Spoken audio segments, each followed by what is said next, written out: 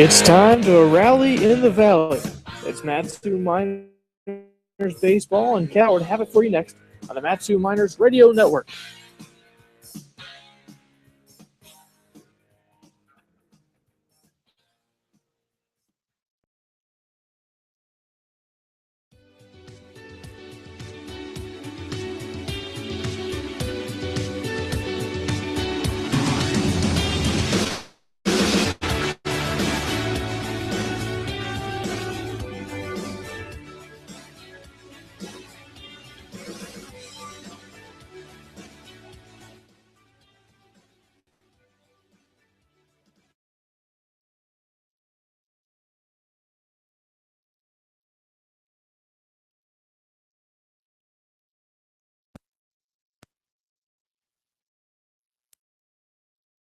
Monday night was one of the biggest nights for baseball the Miners have had all season. The Miners headed to Anchorage looking for at least a split of a doubleheader against the Anchorage Glacier Pilots. A win would give them at least a tie in the season series against the Pilots this year. After falling 1-0 late in game number 1, the Pilots were able to buckle down and get a go-ahead single by Niles Nygaard in the top of the 7th inning to give the Miners a 1-0 win and earn at least a tie in the overall season series against the Pilots.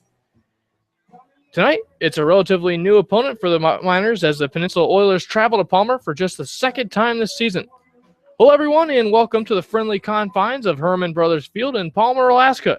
I'm Kyle Howard alongside my broadcast partner, Kevin Peel. You're now inside the Napa Auto Parts pregame show. It's a beautiful night for baseball, and we're just moments away from game number 2 of the season between the Miners and the Oilers. Pitching was a story again for the Miners last night. In game 1, Brigham Hill was dominant, allowing just 1 run in 6 innings of work and tossing a no-hitter through the first 5 frames. Unfortunately for Hill, he did not receive any run support and would be hung with his second loss of the season. In game 2, it was Hill's Texas A&M teammate Kyle Simons dominating on the hill. Simons went the full 7 innings to earn his 4th victory of the season in a 1-0 contest. The lone run came on a go-ahead RBI single by Niles Nygaard in the top of the 7th inning. Kevin, after 2 outstanding performances by Hill and Simons, what does James Harrington need to do tonight to follow suit against the Oilers? James Harrington's one of those guys that has had a bit of an up-and-down summer for the Miners, and he's one that has a big chip on his shoulder to try and make sure that he is pitching at his best. And I know he's going to come out here tonight and pitch well. I mean, it seems like he's destined to with having those couple rough starts. We've seen guys who have bounced back extremely well from rough starts. The pregame profile, who we're going to hear, Zack Warren, had 2 rough starts in a row, came back on Sunday and performed very well in 7 innings against the Chinooks and got a big victory for him, moving his stats forward. James Harrington, as we mentioned last night with the friendly pitching competition that they have going on with this team, Harrington wants to stay in that. And he's going to come out, he's going to throw good pitches. This is a Miners team that was able to shut down this Oilers team pretty well in their first matchup. And I think that Harrington can take a good blueprint from that first game of what they're able to do to these Oilers batters to keep them off the bases. But really, when you look at it, Harrington has been a great guy in getting out of jams this season. And I think that's one that he's going to try and avoid those jams. If he can avoid jams today and make his night a little easier, throwing maybe a couple more strikes, he's going to have a good performance and one that he is going to be able to walk away with being proud of and hopefully a win for the Miners as well for his sake and the team's sake. It'll be a tough one for them tonight. There's a constant push for division crowns for both of these two teams. The Miners currently lead the NL division by 7.5 games over the Chugiak Eagle River Chinooks, while the Oilers hold a 1.5 lead over the Anchorage Bucks. Kevin, how important are these next 2 nights for these two teams? They're very crucial. And we talked about the Miners had 2 huge games last night. They didn't quite do the job they wanted to. They weren't able to get the sweep, but they were able to get a split, which was still good. If they would have gotten swept, things would have been a little bit different going into today. But when you look at it, this is a Minor squad that these games are really important. They have a big role in deciding who they're going to play in that top of the World Series if they can continue their own good play. They're going to have to go through that AL division tight race right now. Still a couple games left with the Bucks. You have 4 left against the Oilers, with 2 of those coming in the next 2 days. This is an Oilers team that is coming off a couple losses at home to the Pilots, and they are really, the Bucks are really on their heels now, and it's been the closest that it's been all season long. From the start, it's been the Miners and Oilers out and ahead in these divisions. When you look at it, this is an Oilers team right now that's very desperate for wins, and so are the Miners. They're still hungry and looking for wins, but the Oilers especially are going to come in really wanting to get some W's today. So these are some big games, and we're going to see some tight contests and very good contests. It'll be exciting to see here in Palmer tonight for sure. But that'll take us to the first break of the Napa Auto Parts pregame show. When we come back, we'll have the pregame profile of Miners left-handed pitcher Zack Warren. Stay tuned. This is Miners Baseball, the Matsu Miners Radio Network.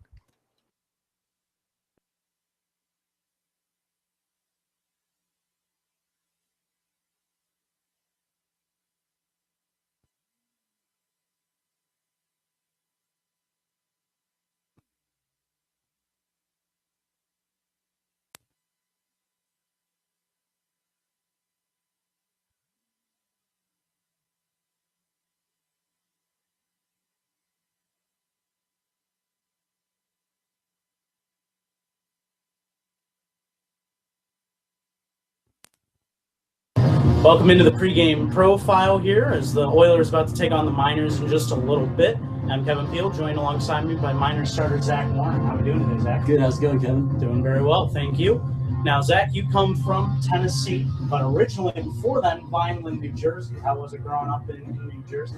Oh, it was awesome. I was really close to the shore, which I loved, and I was close to Philadelphia, New York, and I could go all around, and it was very condensed, and met a lot of good people. I have a lot of awesome friends back home, and I loved it. Did you have a lot of times at the beach that you were able to go to? Yeah. I mean, not as much as I would have liked to. When I grew up, when I got like my license and my own car, we had more time to go and just do whatever. It was easy to get down there. So I did. I had a lot of fun times. And you were in that battleground state in New Jersey where you probably had a bit of that rivalry between Philadelphia and New York teams. I was, yeah. And most of the guys, people from where I'm from, are all Philly fans, like Flyers, Eagles, Phillies. I'm about 45 minutes from Philly, about 3 hours from New York. So, but right around there, yeah, we had a lot of mix. All kinds of New York fans, all kinds of Philly fans.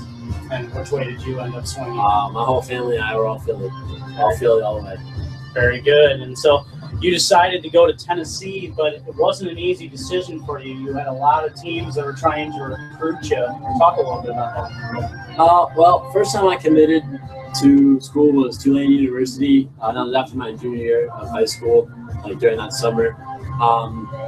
Went on a visit there, I liked the school. The coaches were really awesome. The guys on the team were cool. It was an awesome whole setup there. But then around June, when I was right about to go down there for summer school, the head coach retired. They brought in a new coach and the whole new coaching staff, really. And I didn't really feel as comfortable going in there playing for a guy that's never seen me play before. So kind of thought about it a lot with my family and stuff, and we took time and we got the decommitment process underway. And just a couple of days after that, I got a phone call from the guys in Tennessee. They were the first ones to call me again. A bunch of other schools got on me really quick, faster than I thought they would, but it was really never even a doubt in my mind that after Tennessee called me, they got me down there on campus. I fell in love with all the facilities and everything, the SEC, the whole atmosphere of that. And really, since after I made my visit there, is when I made my choice. But I gave it a day or two, thought about it, and called Coach Serrano. He was actually up here visiting a couple of players that played on the Miners and Bucks last year when I called him and told him I committed. So in Tennessee, you come up here with Chris Hall. Talk about what you guys are doing in Tennessee and what led you to coming up here to play baseball in Alaska.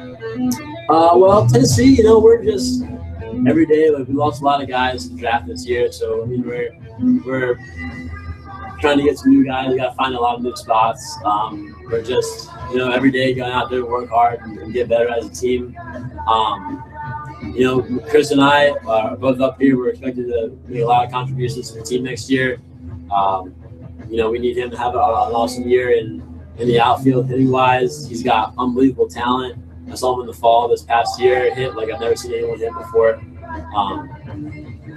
And then myself, I need to make a lot of contributions to the pitching staff because we lost a lot of guys to the draft, and it's time for guys like me, myself, a couple other guys from this past year to really step up and take responsibility for our role. You have a bit of a friendly rivalry going on between you and other Tennessee pitcher Aaron Soto for the Bucks, who has also come up here and had a great summer. That's got to be cool for both of you to see each other thrive and get better going into next year. Yeah, definitely. It's all I love seeing him every day. Waking up, I see his stats, like an awesome game. Threw an awesome game against us. And he's my roommate next year. We're living together. So I love seeing him do well. I mean, that's going to help us out a lot for the team if we both of us are on one. Of course, and it wasn't the easiest process probably for you to go to college knowing that you were drafted actually by the Pittsburgh Pirates. Talk about what type of day that was to figure out that you were actually drafted by a team. Right. Well, I mean, going into the draft, really the Pirates were not the only team, but they had shown the most interest. So I had a feeling that if anyone was going to take me, it was them. And it was going to be on probably the last day of the draft, in the later rounds. They gave me a call around the 15th or 16th round and let me know just to, stay near the phone, stay near a computer or something like that, because there's a slight chance I might hear my name in the next few rounds or something like that. So we talked to them. They talked to my advisor. We all talked for a little bit, and then 23rd round came around, and we heard him call my name. We were all watching on the computer, my mom, my dad, and myself. And my mom and dad freaked out. They loved it. They were so happy, and just it was an unbelievable feeling, really. Kind of like all that hard work that you've been working for finally paid off. But now I had a bigger decision to make. I had to pick a school, and then I had to decide, pro or school. But I 100% picked the right choice going to school and having time in my life there. And I am developing more than I ever thought I would, so it's really working out well for me.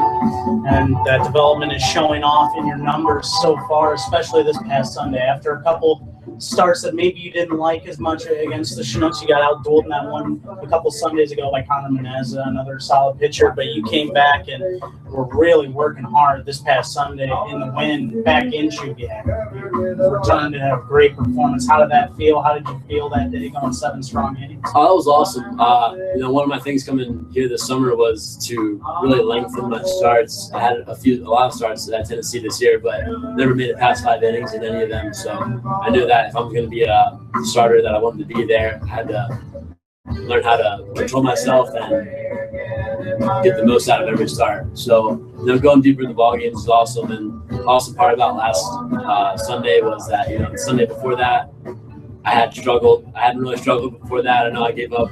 I got that one loss in Chugiak. That was another solid outing. And the ones before that were solid. So it was awesome to kind of show off my competitive side last Sunday, showing that I can have one bad start and still come back home, and it doesn't affect me as much.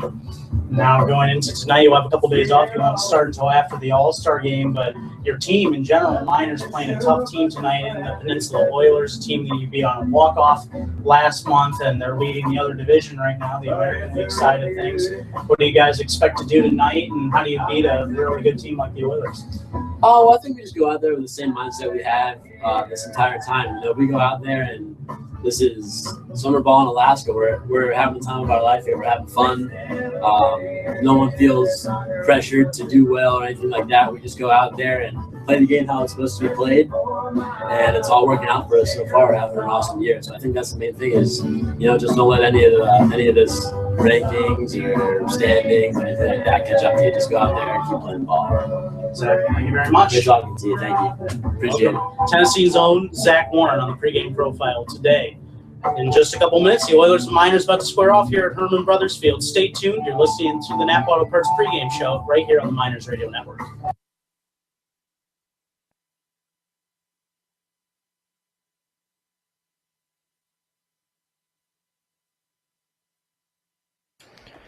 Another playoff-like atmosphere here in Palmer tonight as the Matsu Miners, the league leaders in the AL, the division leaders that is, and the NL, facing the leaders of the AL and the Peninsula Oilers. A big matchup on our hands yet again, And we're in Palmer tonight for it. Let's go ahead and give you the starting lineups for the Peninsula Oilers to start things out tonight. Jordan Washam at second base leads things off tonight. Alex Seifert out in left field. Bennett Oliver at first base. He bats third. Ted Boki at third base. He bats cleanup. Batting fifth and playing right field, Brian Room. The DH tonight, and batting sixth, Brent Diaz. Blake Wilfong at catcher and batting seventh. Jimmy Galuski, the shortstop, bats eighth. And batting ninth and playing center field, James Folks. He'll face right-hander James Harrington. He's 3-2 on the year with a 2.12 earned run average in 5 games, 5 of those starts. 29 2/3 innings pitched, striking out 14 while walking 14 as well, and allowing 22 hits. The first pitch, a ball to Jordan Washam, and we're underway here at 7:01 or 6:01. Make that. This one foul back to the screen. 0-2 now. Defensively for the Matsu Miners, across the outfield and right field, Brick Paskowitz, Alex Caruso in center, Vance Vizcaino out in left. Here's a pitch. Fastball missing away, 1-2 now the count. In the infield, Hunter Simmons at first base, Jake Schleppenbach at second, Tyler Wolf at shortstop, Tanner Nishioka and at third base, and Zach Plunkett behind the plate with James Harrington on the hill. This one's lying down the left field line in the corner. Fielding in is Vance Vizcaino on to second base with a leadoff double is Jordan Washam. And just like that, a runner in scoring position to start the game against James Harrington. Solidly hit ball that time by Jordan Washam, who has really had some great stats this year and been a very good guy in the average compartment and the runs driven in compartment. He's one of those dangerous guys and a great leadoff hitter for this Oilers team. He comes up, gets a big hit here off Harrington to lead off this ball game. For Washam, double number 7 on the season to start things. Harrington winds and delivers. Ground ball to second.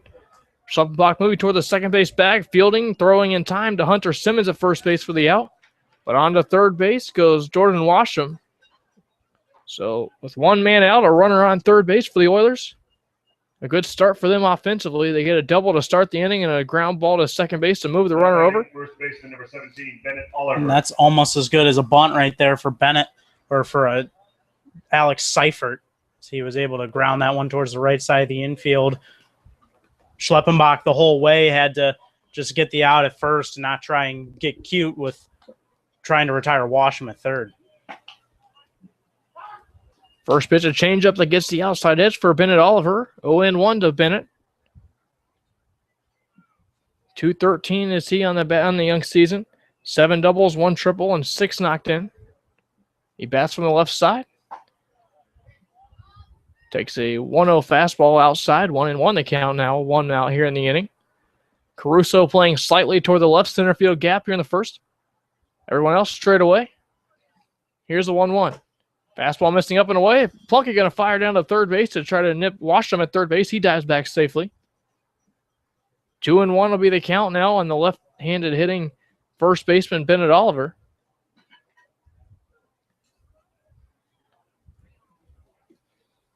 Looking in for the signs is the righty James Harrington. He delivers. Ground ball to first base is by the first baseman Hunter Simmons and down the line. Into score comes Washam, rounding first and heading to second. Here comes the throw to second. It gets by Tyler Wolf and into left field. Vance Vizcaino backs this one up, but on to second with a double for Bennett Oliver here. That's an RBI here for him. RBI number 7 on the season, and it gets the Oilers on the board 1-0 here in the top of the first inning. And that time he took advantage of Hunter Simmons playing off the line a bit. Nice job by Bennett Oliver to drive in another run. And the Oilers grabbing that early lead real quickly tonight, 1-0. Now a bunt from the Brian Room down the third base line and make that Ted Boki, and he reaches base safely. There's no throw, a tough play for Tanner Nishioka. Infield hit for Ted Boki, and the Oilers come out firing here in the first inning offensively. Already 3 hits in the inning, 1 run across. As Zach Plunkett's going to head up to the mound to make sure everything's all right with James Harrington here. There'll be runners on the corners, 1 man out, 1 run already home, 3 hits already on the board for the Oilers. This is an Oilers team that didn't even have batting practice before the game. Actually showed up a little bit late to the ballpark, but coming out firing nonetheless, and it ultimately ended up being a good thing they didn't take that BP. Already 3 hits on the board. They're making this look like batting practice so far to start the inning off. James Harrington trying to cool him off here, though, and get a double play to end the inning. This one in the air to center field. Now the wind going to push this one back toward the infield. Making the catch now is going to be in Tyler Wolf as the ball straight up in the air. Looked like it was going to carry a little bit farther, but the wind blows it back toward the infield. Out number 2 here in the inning. Now batting, DH number 15, Brent Diaz. Brent Diaz will step to the plate now. 2 men gone here in the inning. He's a DH tonight. Diaz, a .221 hitter. 8 runs knocked in this year. Would like to deliver his 9th right here with a base hit. 1 run already home here in the inning. 1-0. The Oilers lead the Miners in the top of the first inning. Harrington comes set and delivers. Swing and a miss on a curveball, and there for a called strike. Swing and a miss there, make that. 0-1, Harrington ahead now. Facing the righty Diaz. Look at the runner back at first base. It's time's called. Thankfully, time was called for the catcher Plunk as the ball goes back to the screen.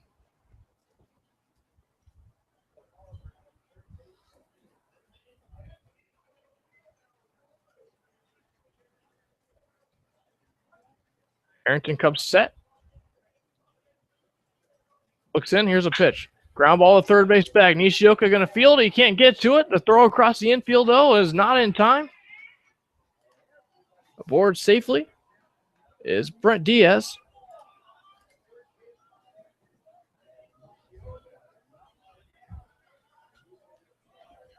Now that'll bring up Blake Wolf on the batter.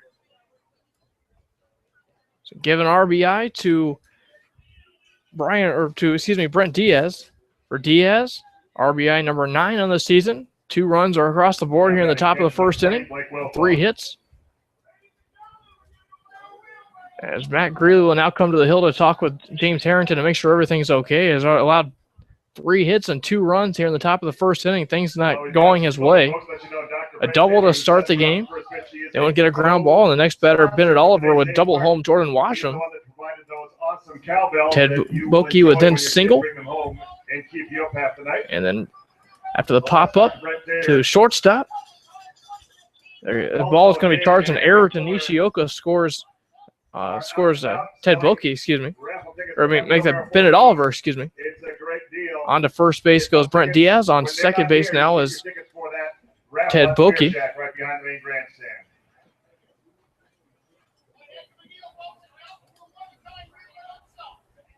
So now, as the meeting breaks up, Harrington facing the lefty Blake Wolf on the catcher. Here's a pitch. Fastball missing up and away for a ball. 1 ball, no strikes.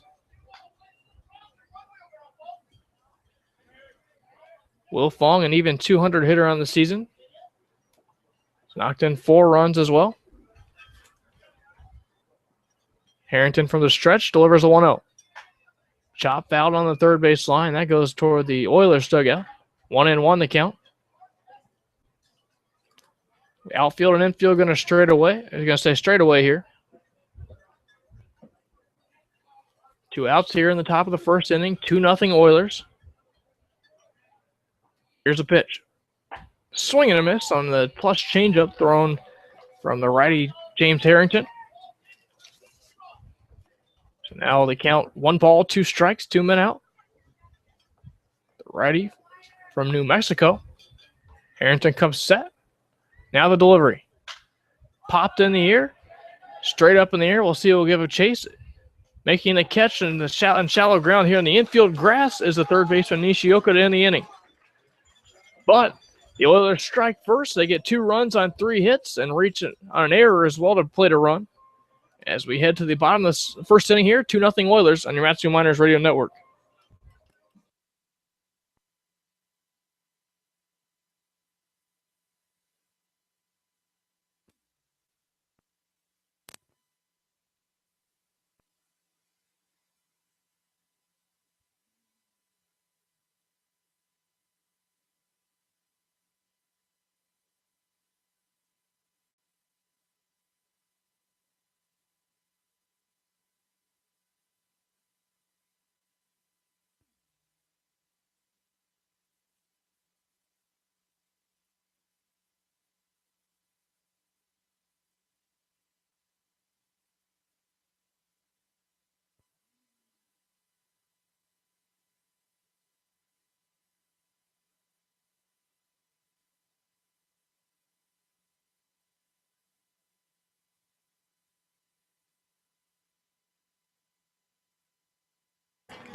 We head now to the bottom of the first inning. The Oilers striking for 2 runs in the top half of the inning. As the Matsu Miners attempt to at least tie this one or maybe even go ahead in the bottom of the first inning, we'll go ahead and give you the starting lineups for them tonight. Batting first and playing center field, Alex Caruso. Tyler Wolf plays shortstop and bats second tonight. Brick Paskowitz will bat third and play right field. The DH tonight and batting cleanup, Matt DiOrio. Tanner Nishioka bats fifth and plays third base. Batting sixth in left field, Vance Vizcaino. At first base and batting seventh, Hunter Simmons. Batting eighth and catching, Zach Plunkett. And batting ninth and playing second base, Jake Schleppenbach. Defensively for the Oilers, already up 2-0 in this one. Out in right field, Brian Room. In center field, James Folks. Alex Seifert out in left. Bennett Oliver at first base. Jordan Washam at second. Jimmy Galuski at shortstop. Ted Boki at third base. Blake Wolfong behind the plate. And finishing off the battery, right-hander Connor Dotson.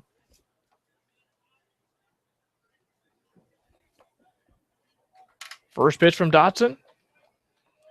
Fastball missing low. 1-0. Dotson works 6 innings, allowing 1 run against these Matsu Miners back in June the 18th. This one flied out to center field. Should be a routine play out in right center field for the center fielder, James Folks. He makes the catch. Out number 1 here on 1 pitch thrown, or 2 pitches make that. Quick out thrown for the right-hander, Connor Dotson. 1 man gone here in the bottom of the first inning. Dotson attending West Virginia University. Looking for some more offensive success, or pitching success on the hill tonight. Righty delivering to Tyler Wolf now. First pitch a called strike.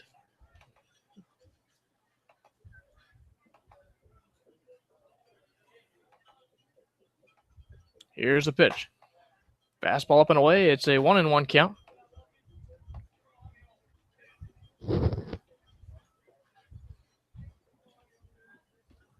The wind and delivery from Dotson. Curveball gets the outer edge. 1-2 the count now. Dotson this year 6 games, 5 of those starts, working 28 2/3 innings, allowing 27 hits, allowing 11 runs, 10 of those earned, having a 3.14 earned run average, while having a 2-2 record on the season. It's a fastball that misses up high, 2 balls and 2 strikes. Facing Tyler Wolf to shortstop.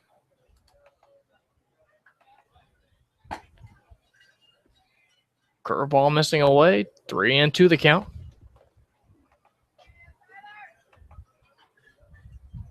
Wolf trying to get a base hit to start the inning here with 1 man out. He's a .220 batter this year with 3 doubles and 8 knocked in. And he has a full count on him now. Here's a pitch. Line drive hit back into deep left field, giving chase out in left field to Seifert. He dives and did he hold on? He did out in left field. An unbelievable catch by Seifert that robs extra bases, at least 2 from Tyler Wolf. Ball hit like a rocket out in the left center field gap near the 342 sign. Seifert came a long way from left field. He's playing a little bit down the line, and he flies out toward the left center field gap to make the catch. And I still can't believe he was able to hold on. He shows the glove up there, making the catch, out number 2 here in the inning. But now with 2 outs here in the inning, it's Brick Paskowitz. First pitch, a fastball at the knees for a called strike to him. 0-1 the count. Brick, a .364 hitter this year. 1 double, 3 triples, 9 knocked in. Fastball misses up and away. 1-2, 1-1 the count. Make that. 2 men out here in the inning. 2-0 Oilers. We're in the bottom of the first inning here in Palmer. Here's the 1-1. Fastball again. This time gets the knees. They say it's a little bit low this time. 2-1 the count.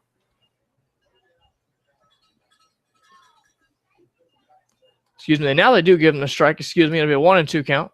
Here's a pitch. Fastball misses low. 2-2 the count. As Paskowitz digs in. Here's a 2-2 to him. Fastball runs inside on him. Full count coming now to Brick Paskowitz. 2 men gone here in the bottom half of the first inning. 2-0 Oilers lead it. Connor Dotson winds and delivers a payoff pitch. Slap foul on the left field line, out of play. If a foul ball or home run does damage to your car, visit the folks at the Valley's locally owned and operated Napa Auto Parts. They're Big Lake, Palmer, and Wasilla. Visit www.napaalaska.com. Brick Paskowitz awaiting the 3-2 pitch. Here it is. Foul back to the screen again. Paskowitz stays alive. And the 7th pitch of the at-bat there. So again, we'll go full to the right fielder for the Miners tonight. The lefty facing the righty Dotson. Dotson winds and fires. Here's a pitch. And here's a curveball that drops a little bit too far. Misses the knees. On to first base goes Brick Paskowitz, the first base runner of the night with a walk. So a 2-out base runner for the Miners and Matt Diorio, the DH. Alex Seifert ended up helping out his right-handed pitcher Connor Dotson a little more than I think he expected with that diving catch way out in the left center field gap. As Paskowitz able to reach. Worst case scenario for the Miners, they at least will elevate the pitch count of Dotson in this first inning.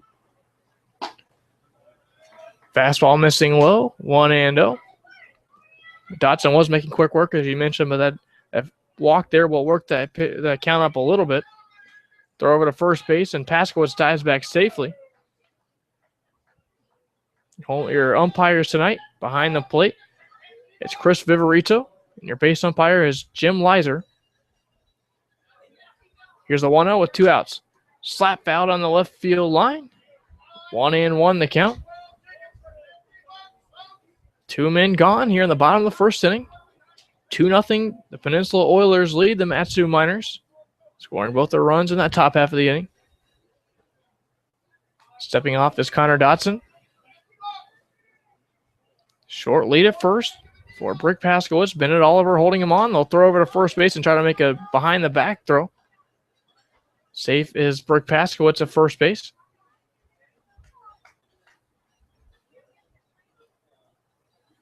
One and 1 the count now to Diorio.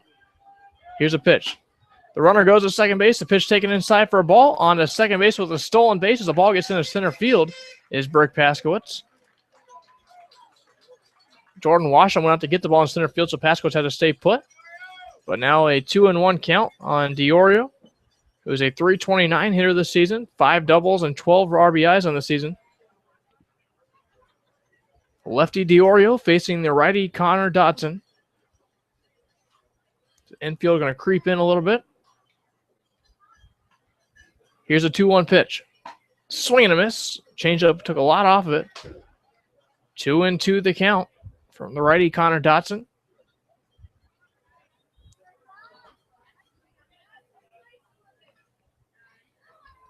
Diorio waving his bat around.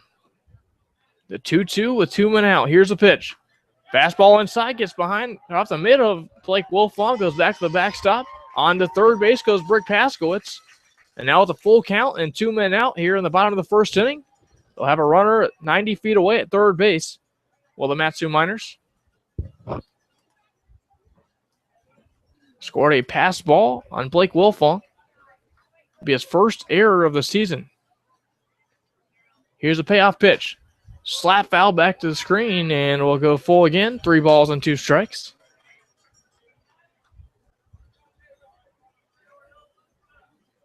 Tapping the plate is the lefty Diorio. Connor Dotson comes set. Here's a payoff pitch again. Change up, misses upstairs. Back-to-back walks issue now. Quickly, 2 men retired for Connor Dotson. Now he walks back-to-back batters. There's runners on the corners with 2 men out for the Miners now. And that'll bring Tanner Nishioka to the plate.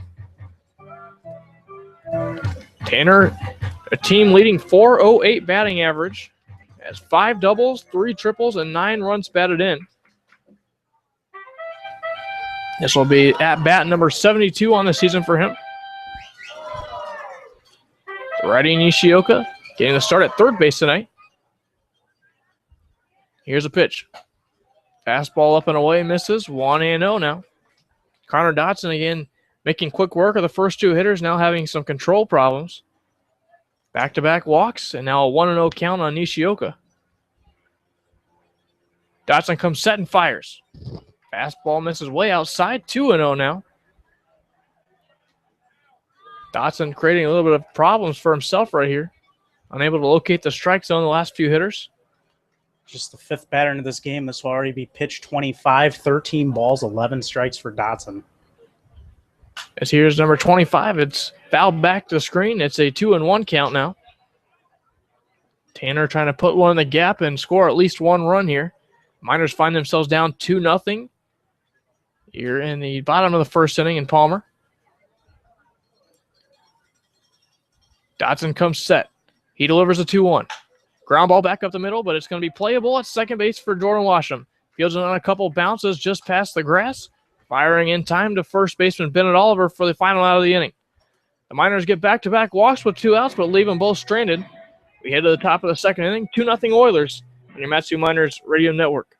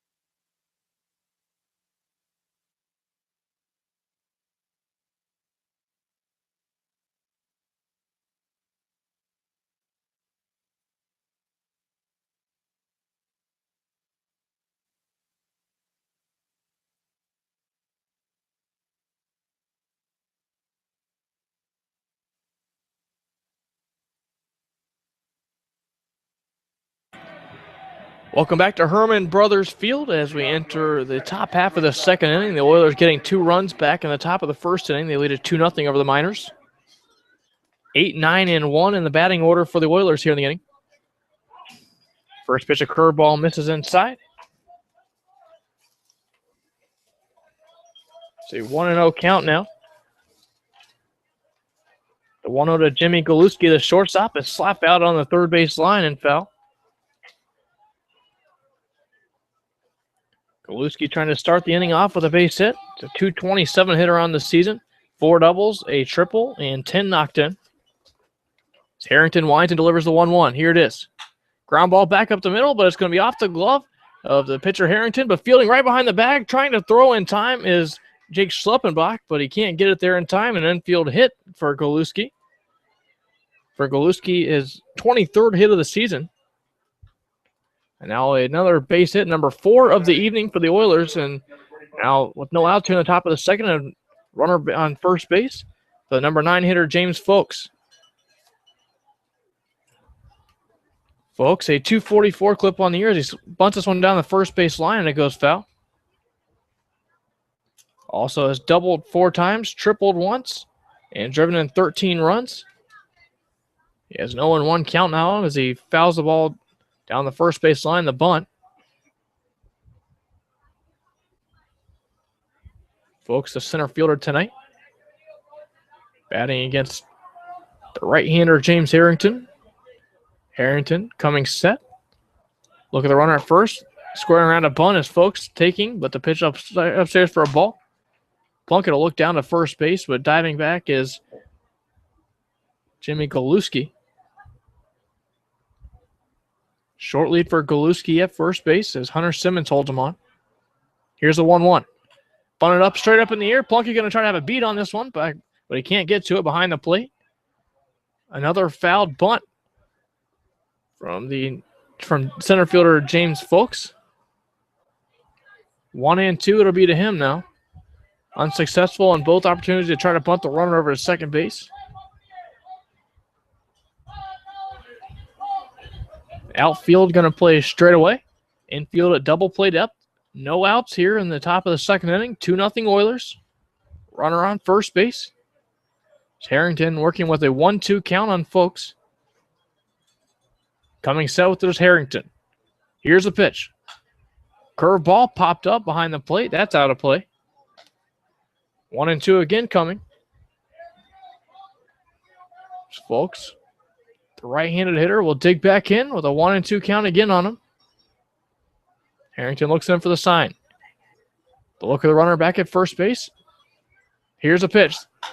Ground ball to the second base side. As the runner started to go at first base, Schleppenbach moved toward the second base bag. The ball hit right where he was playing originally into right field. That'll be a base hit.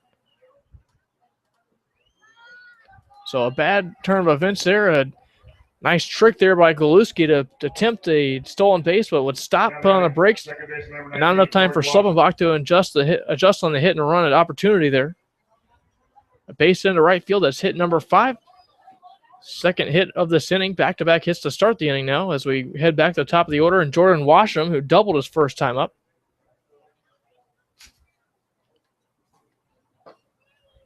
Fastball missing low. 1-0 from Harrington. Outfield will stay at double play depth. The infield make that. The outfield will stay straight away. The 1-0 is bunted fouled on the third base line. Tanner Nishiyoko came charging on it, but the ball's out of play. 1-1 will be the count to Washam.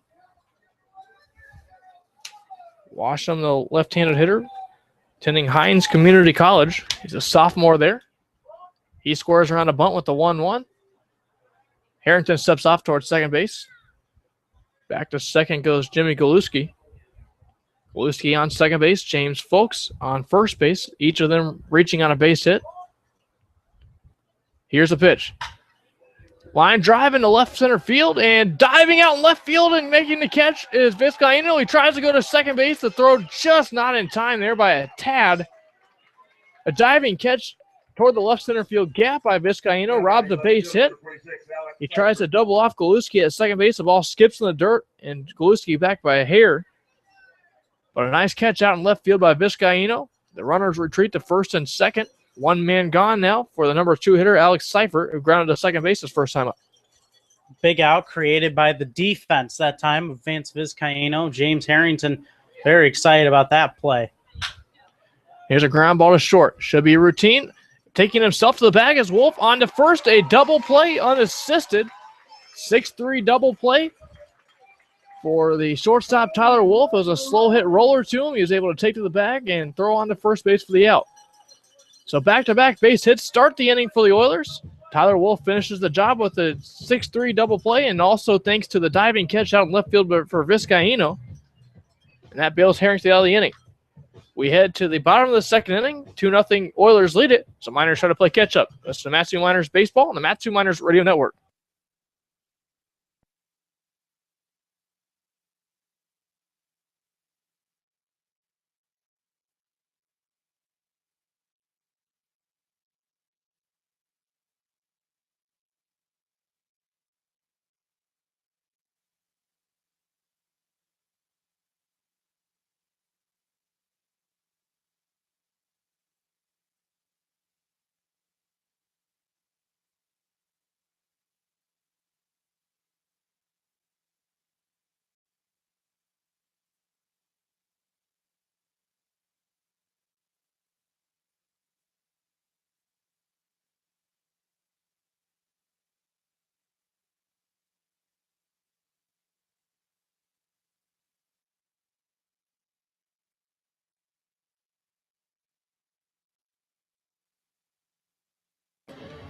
The Miners spend their mornings lifting, running, and staying in shape by visiting the Alaska Club. Visit them in Anchorage, Eagle River, Fairbanks, Juneau, and the Matsu Valley. Visit www.thealaskaclub.com. Heading to the bottom of the second inning now, it's Vance Vizcaino batting for the first time tonight. He's out in left field, had a nice catch in the top half of this inning. Robbed a base hit. Slap foul on the left field line, the first pitch to him, 0-1. Vance in his 101st at-bat here of the season. 280 batter with 4 doubles, 2 triples, and 12 RBIs. Here's a pitch from Dotson. Swing and a miss on a changeup his way out in front of. Makes the count 0-2 on him. Dotson took a lot off of that last changeup a second ago. Now an 0-2 count on the left-handed hitting left fielder. Here's the 0-2. Fly ball hit to deep left field by going out of play. 0-2 again to Vance Vizcaino. Miners getting two two base runners back in the first inning. Both of those were left stranded. Those were walks. Fastball down low in the dirt. 1-2 to Vance Vizcaino. The outfield and infield going to play straight away in a sunny evening here in Palmer. Another nice showing on the crowd front here. Coming to root on their Matsu Miners. They find themselves down 2-0, trying to rally. Fastball misses up and inside. 2-2 evens the count now. Vizcaino digs back in. Dotson ready with the 2-2. It's on the way. Slap foul on the left field line, and again we'll go 2 balls and 2 strikes. Pitch number 6 of this at bat here.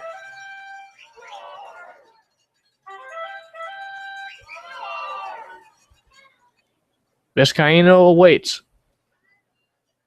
Connor Dotson comes set, ready with the 2-2. Here it is. Fastball rings him up at the knees. A nice pitch by Connor Dotson. Vance Vizcaino thought that was a little bit low, but he walks back to the dugout with a strikeout looking here to start the inning. Strikeout number 1 of the night for Connor Dotson. That'll bring up Hunter Simmons, now the first baseman.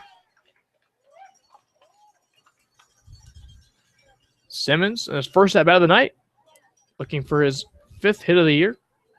Or make that a fastball missing away. 1 ball, no strikes.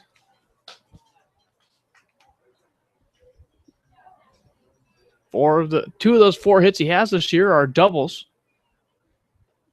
Here's the 1-0 pitch to him. Curveball gets the inside edge. 1-1 evens the count on the first baseman. Hunter attending Utah. Here's the 1-1.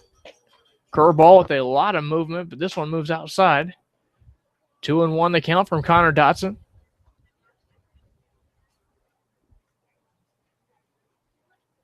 Here's the 2-1. Slap foul on the right field line now. That one gets out of play. It'll be a 2-2 count now to Hunter Simmons. Outfield and infield going to play straight away for him as well. 2-0. The Oilers lead it here in the bottom of the second inning. 1 man gone here in the inning. And here's a 2-2 to Hunter Simmons. Fastball just misses. Catcher Blake Wilfong started jumping up for a second as if it was strike 3, but home plate umpire Chris Viverito says it was a ball outside. Here's a 3-2. Fastball misses upstairs. Hunter Simmons works himself a walk. A 1-out walk issued to Hunter Simmons, the 3rd walk issued by the right-hander Connor Dotson tonight. Now batting, your catcher number 25. So now, Plunkett. with 1 out, a runner on first base, that brings up Zach Plunkett. Plunkett, the catcher from TCU. Trying to get his 4th hit of the season. Joining the team late with Connor Wanhanen is Plunkett, both with TCU in the College World Series. Here's a fastball upstairs that misses. 1-0 now. The Miners have had base runners here in the first 2 innings. Have yet to score to this point, though. They find themselves down 2-0 in the bottom of the second inning here. Both those 2 runs coming in the top of the first. This time a curveball runs inside. 2-1 the count now to the catcher. Dotson staring in for the signs. The infield at double play depth. The outfield straight away. 2-0 to Plunkett. Here it is. Fastball low and away misses. 3-0 now to Zach Plunkett. He's in danger now as Dotson of walking back-to-back batters with 1 man out in the inning. Connor Dotson, the right-hander, coming set with it. Ready with a 3-0. Here's the pitch. Fastball gets the inner edge this time. It's 3-1 now. Dotson from Flower Mound, Texas, also the hometown of Miners first baseman and outfielder Connor Wanhanen. Throw over to first base, back safely. Goes Hunter Simmons. It'll be a 3-1 count on the catcher Plunkett. Short lead for Hunter Simmons at first, being held on at first by Bennett Oliver. And here's a pitch inside and a fastball. Ball 4 issued. Back-to-back walks now for Connor Dotson. Second straight inning, and as many innings as pitched tonight that he's walked back-to-back batters. Number number 17. So now 4 walks issued by him on the evening. I'll bring up Jake Schleppenbach, the second baseman tonight. 4 of the first 8 batters that Connor Dotson has faced, 3-ball counts, and many of them going to full count. So he is really struggling right now to find the strike zone. Miners waiting to break through here, looking to Schleppenbach to get a big hit. Schleppenbach on the first pitch fouls us, or hits this one straight up in the air to the left side. And Fairground making the catch is the third baseman, Ted Boki. 1 pitch out. It's very much needed for 1 pitch out by the pitcher Connor Dotson, who had been throwing a lot of pitches outside of the zone up until that point. Your center fielder, number 4, Alex So now Caruso. already with 45 pitches thrown is Dotson. 23 of those for balls, 22 of those for strikes. So that 1 pitch out, much needed for him. Now that brings up the top of the order, and Alex Caruso. Caruso flew out to center field in 2 pitches to start the game. Here's a pitch to him. Fastball runs inside, 1-0 to Caruso now. In game number 1 against Connor Dotson this year, Dotson allowed 9 hits in 6 innings, but the Miners only allowed to get 1 run, or only able to get 1 run in that game. So far tonight, it's been a lot of walks, but the Miners still have been held scoreless against Dotson. High fly ball hit to deep right field. Toward the line, chasing off the wall, but foul. Caruso gave that one a long ride to right field, and that would have easily cleared the bases had it been fair. But just a long strike from Alex Caruso. Will have to go back to the plate. But boy, has the ball been jumping off of his bat in this park of recent. That looked eerily similar to the home run he hit against the Bucks, that big 2-run shot that put them ahead 9 days ago. But that one just a little bit foul. Was flirting with leaving the ballpark, though. But for Dotson, he's thankful it's just a long strike. So 1-1 count. Here's a pitch. Fastball runs inside now. Backing off as Alex Caruso takes a 2-1 pitch inside. Runners at first and second. Outfield and infield will play straight away for Caruso. The outfield very deep on him, though. Here's a 2-1. Swing and a miss on a fastball. Probably a little bit high, the letters. 2-2 now the count. 2 men out. 2-0. The Oilers lead it here in the bottom of the second inning. Caruso trying to change all of that and put one in the gap somewhere. The Miners center fielder waiting the 2-2 pitch. Righty on lefty matchup. Here it is. Fastball runs inside near his chin there. Payoff pitch coming. 3-2, 2 outs. Both runners will be off and going. Hunter Simmons on second base. Zach Plunkett on first base. Both of them reaching via walk this inning. The payoff pitch coming. Stepping off is Connor Dotson trying to get the runners sleeping on first base, trying to get them before they started to go.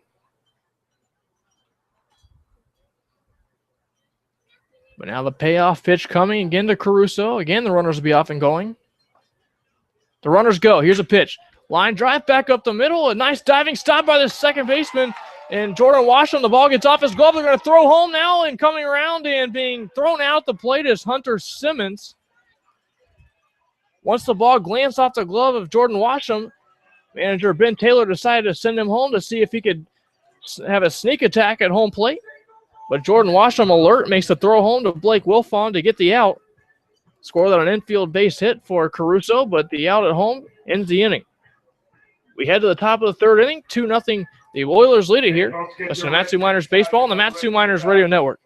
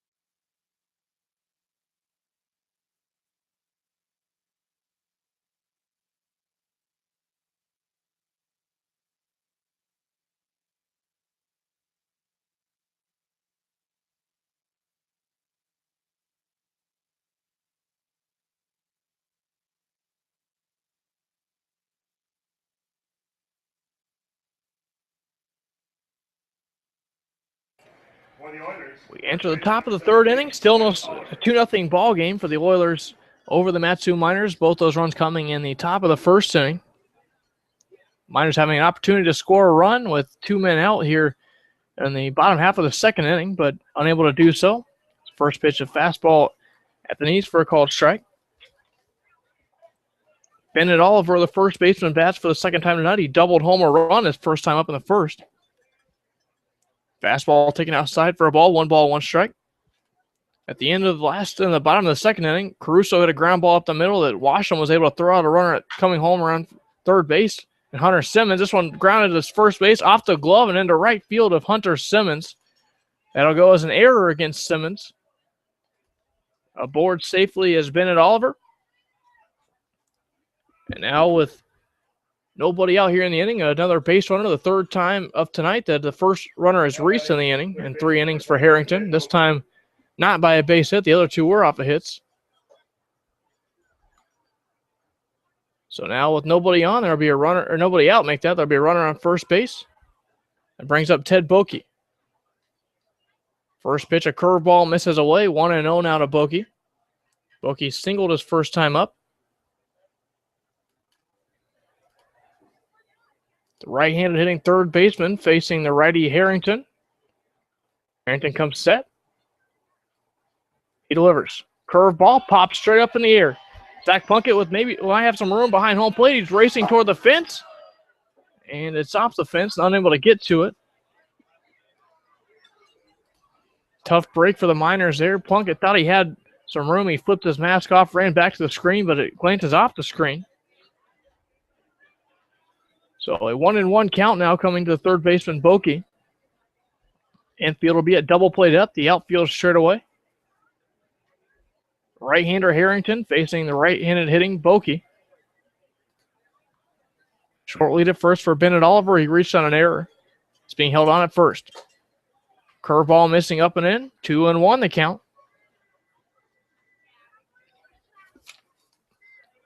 Boki trying to put one in the gap, potentially score a run or at least get another base runner.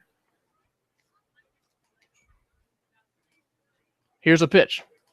Curveball this time gets to the knees. A 2-2 count now coming to Boki from La Crescenta, California. He's attending Loyola Marymount.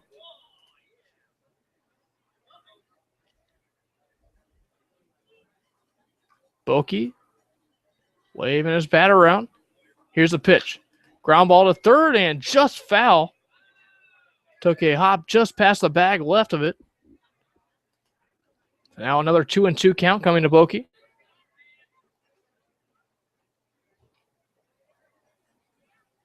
A senior year of high school named All CIF in his conference.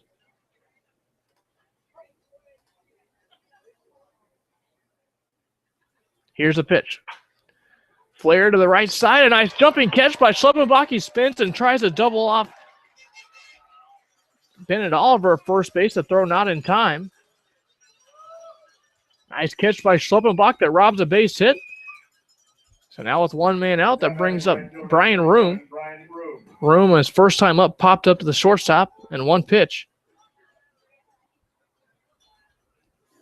But now batting from the left side, the infield still a double play depth. 1 out here in the inning. Here's a pitch. Fastball misses away. 1-0 the count.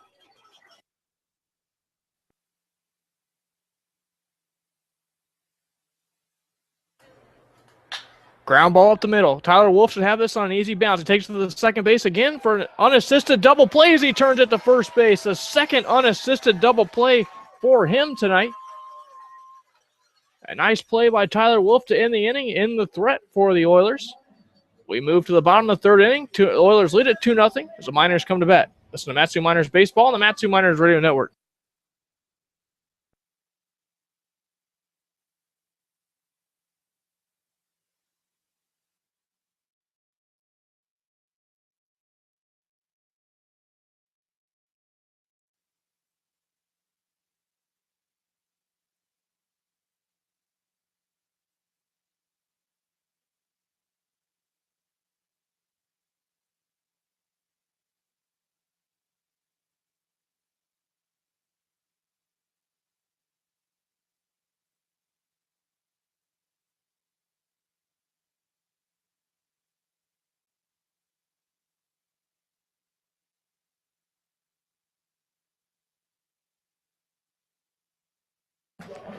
Did you know that 9 out of 10 wildfires are caused by human error?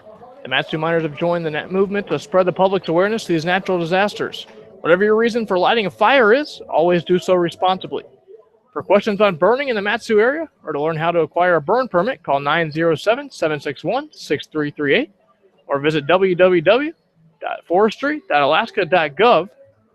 Because as Smokey Bear would say, only you can prevent wildfires. Connor Dotson comes in for his third inning of work now. Has a 2-0 lead on his side after 2 runs plated for him in the top of the first inning.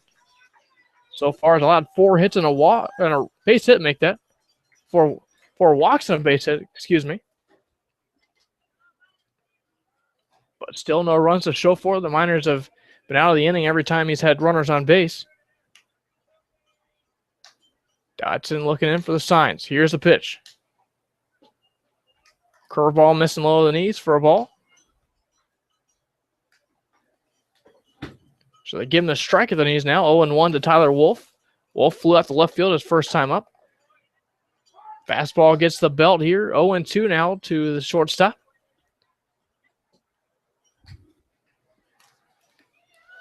Tyler from Kansas State. Here's the 0-2.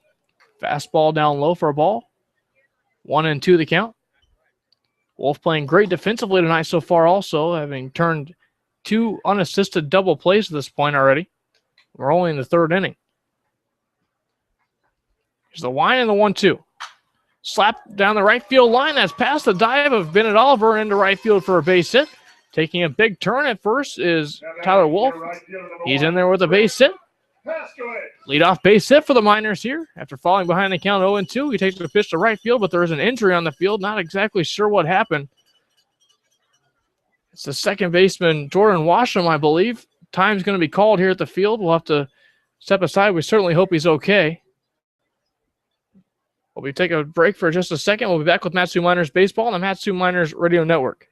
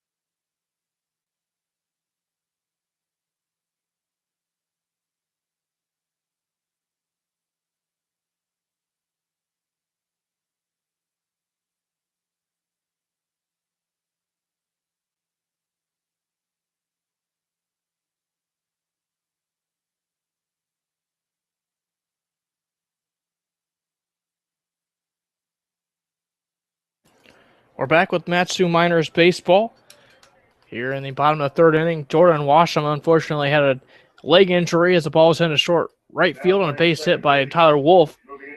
Came up limping and still was not putting any pressure on his leg as the ball was hit in the right field. And he was taking the throw, I believe, and maybe twisted his leg a little bit coming in. Certainly hope he's all right. But defensively, a couple of changes now with that. Billy Wilson comes into the game and plays left field now. Alex Seifert moves from left field to second base. But now with one man gone, Brick Paskowitz in a moment going to come to the plate with a little bit of toss going on at second base for Seifert to get him loose in that second base. But unfortunately, a bad injury for the Oilers if he were to go down, Kevin. Yeah, Jordan Washam, when you look at it, is part of the heart and soul of this team. And the entire team went to check on him right away when he went down and was not able to really put any weight on that leg going off the field. He had to be helped by teammates, so we can only wish the best for Jordan Washam. A really tough situation for the Oilers. First pitch, a fastball away for a ball to 1-0 now to Paskowitz. Certainly hoping again for the best for Washam, as you said. Washam already scoring a run in this ball game. Double to start the game and came around to score. This one's slap foul down the right. Actually, this is going to stay fair territory. It looks like it's going to be slap way foul. Coming on and make the catch out in right field is Brian Room. Back to first base goes Tyler Wolf. Initially off the bat, it looked like it was going to go way foul, but Room going to have some space out there to make the catch. That was a sky-high fly ball, too, that made its way pretty decently far out there towards right field. We haven't seen it very much this year, but the ball looks like it's carrying a bit today, Kyle. So someone gets a hold of one, like Caruso did just an inning ago, almost had a home run for himself. So look out. Here's a pitch. Curveball just misses low. 1-0 now to Matt Diorio. Diorio reaching a walk his last time up. As you said, the ball carrying well today. Tyler Wolf hit one deep to left field as he takes a throw over to first base. Wolf dives back safely, but Wolf hit a ball a ton out to left field back in the first inning that was robbed by the left fielder at the time, Alex Seifert. Seifert now at second base, but the ball has been carrying very well off the bat tonight. Already a couple doubles for the Oilers. And that ball hit by Paskowitz looks like it's going to be a pop-up foul. Carries well into the right field corner. Here's a fastball. Just misses low for a ball. 2-0 now the count. Diorio, the DH tonight. Trying to get aboard for the second time tonight. Short lead at first for Tyler Wolf. The infield at double play depth. One out here in the inning. Fly ball hit the deep right center field. On his horse in center field. Not going to get to it as James Folks. That's off the wall. Rounding third and coming around to score is Wolf. Rounding second base on his way to third. Sliding into third base safely without a throw is Matt Diorio. A triple for him. He plates a run. It is 2-1 now. And for Diorio, his first triple of the year and his 13th run batted in. And the Miners cut the deficit in half, 2-1 now. Miners really needed that one. They threatened in the first two innings off of Connor Dotson, but really the only thing they'd succeeded at was raising that pitch count. But breaking through is Matt Diorio hitting a ball into that right center field gap. And now just one out. They're going to pull the infield in here and try and stop the Miners from tying this game. First pitch curveball missing away to Tanner Nishioka. Tanner into the inning on a fielder's choice, a 4-6 fielder's choice back in the first inning. Here's a wind, the 1-0 to him. Slap foul down the right field line. Be a 1-1 count on Tanner. As you said, the ball carrying very well. That ball carried a ton off the bat of Diorio. Diorio with a lot of muscle behind it also. Here's the 1-1. Slow curveball gets to the top of the plate for a called strike at the letters.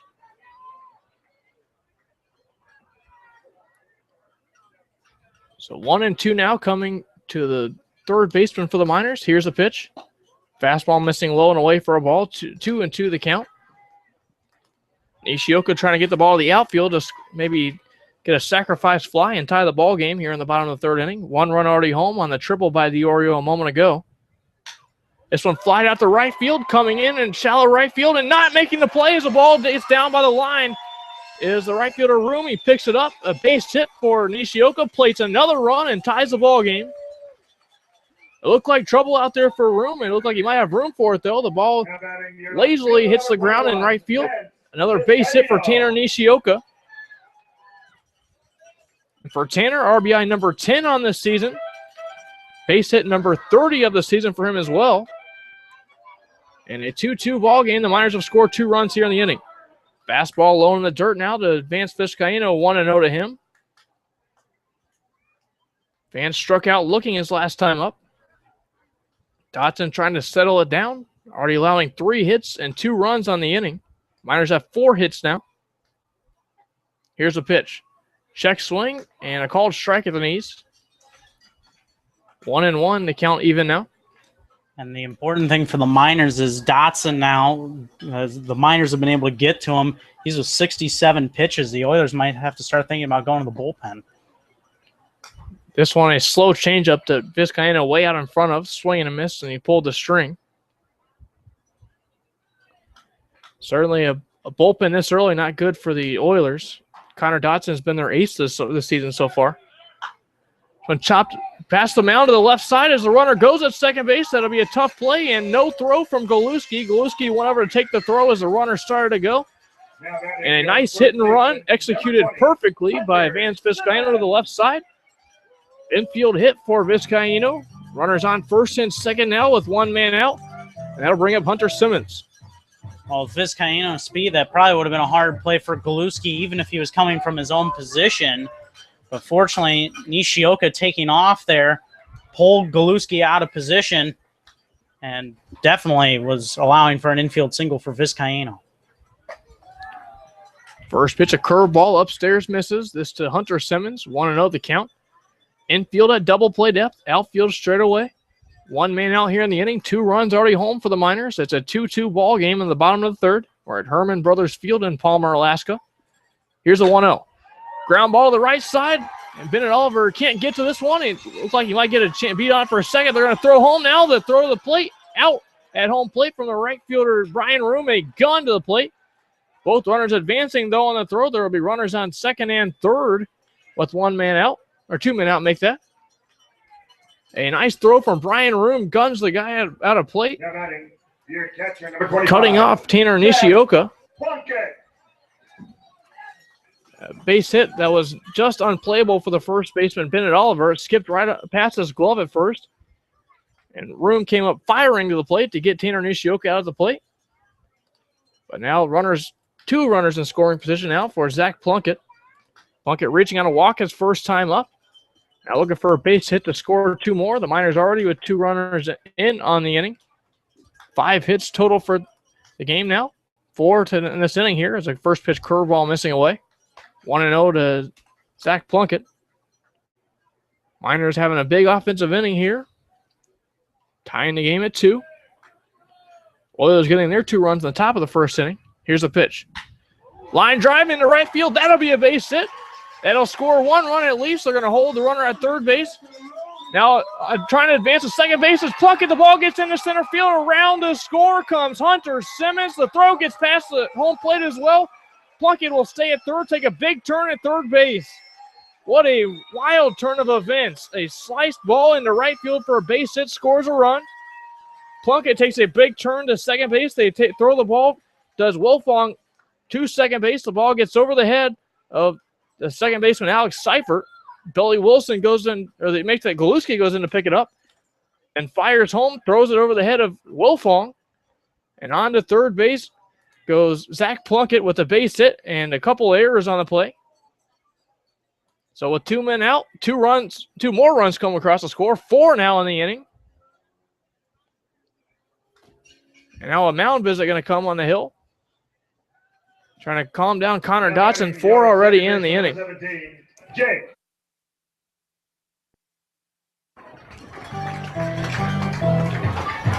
Four runs on 5 hits and a couple of errors this inning have plated the runs and the offense so far for the Miners. A big offensive inning as the mound visit breaks up now and Schleppenbach digs in. First pitch at the knees for a called strike. Jake popped up to third base his last time up. That was in the second inning. Left-handed hitting second baseman. Bats with the runner on third base. This pitch taken low for a ball. 1-1 the count. Zach Plunkett delivering with an RBI base hit to right. His first RBI of the season to extend the inning. Another run would come around to score, and Hunter Simmons with an error. Fastball missing inside for a ball. 2-1 the count now to Jake Schleppenbach. One of the wildest scoring plays you will ever see. Zach Plunkett standing on third base, another potential run. Line drive up the middle. He will score. A base hit up the middle for Jake Schleppenbach as he takes a big turn around first base and will be held there.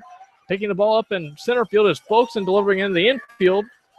The sixth hit of the inning, the fifth run of the inning as well for the Miners. 5-2 the Miners lead here in the third.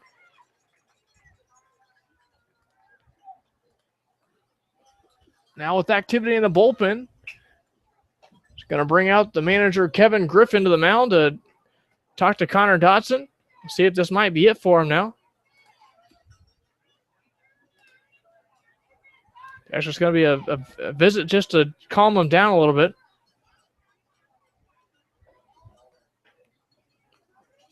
Connor Dotson, again, was cruising up to this point. Had a couple of walks in the inning, but certainly didn't have an inning like this at all.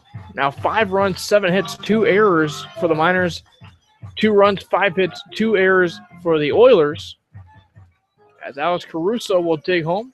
Or dig in now to the plate. Schleppenbach with an RBI a moment ago. For him, RBI number 8 of the season with a base hit up the middle. Now time called by Dotson. Short lead at first for Schleppenbach. Takes a cut. Now the ball is bunted at, but pulled back by Caruso. The ball gets back to the screen. Past the mitt of Blake Wilfong. A wild pitch from Connor Dotson. Runner advances to second baseman Schleppenbach. Activity continuing to brew in the Oilers bullpen. 5-2 the Miners lead it. They have a 5-run inning so far in this inning. 2 men out here in the inning. 2 runs coming in the top of the first inning for the Oilers, but the Miners all but answering all of those here in this inning. Here's the pitch. Fastball misses low. 1-0 the count. 2-0 the count, make that. Outfield and infield going to stay straight away. Here's the pitch. Fastball gets the outer edge this time for a called strike. 2-1 the count to Caruso.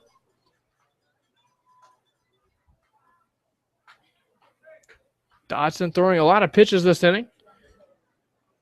As the Miners are in the 9th hitter of the inning to come to the plate in Caruso. Curveball runs inside here to Caruso. It's a 3-1 count now. And now if Caruso is able to work a walk here, the Miners would bat around here in the inning. Because Tyler Wolfe, who led off the inning with a single and scored, he's on deck. Here's a 3-1. Line drive into right field. That will fall for a base hit. Around third and coming around as the ball is bobbled out in right field by Room. Scoring again is Schleppenbach. The Miners lead it 6-2. As Caruso drives home RBI number 16. The 6th run and 8th hit of the inning for the Miners, and they continue to pound the ball off Connor Dotson. Now batting your Officially, the Miners have batted around here in the 3rd inning as Tyler Wolfe will step to the plate, but that's also going to bring the end of the day to Connor Dotson. A disastrous inning for him. Had been pitching pretty well to that point. Had allowed 4 walks to the point and a base hit and coming into the inning. But a 6-run, 8-hit inning for him all but does his day. That will bring in a new pitcher for the Oilers in just a moment. We'll step aside again, and when we come back, 6-2 Miners lead it. They attempt to keep adding to it. Listen to Matsu Miners Baseball on the Matsu Miners Radio Network.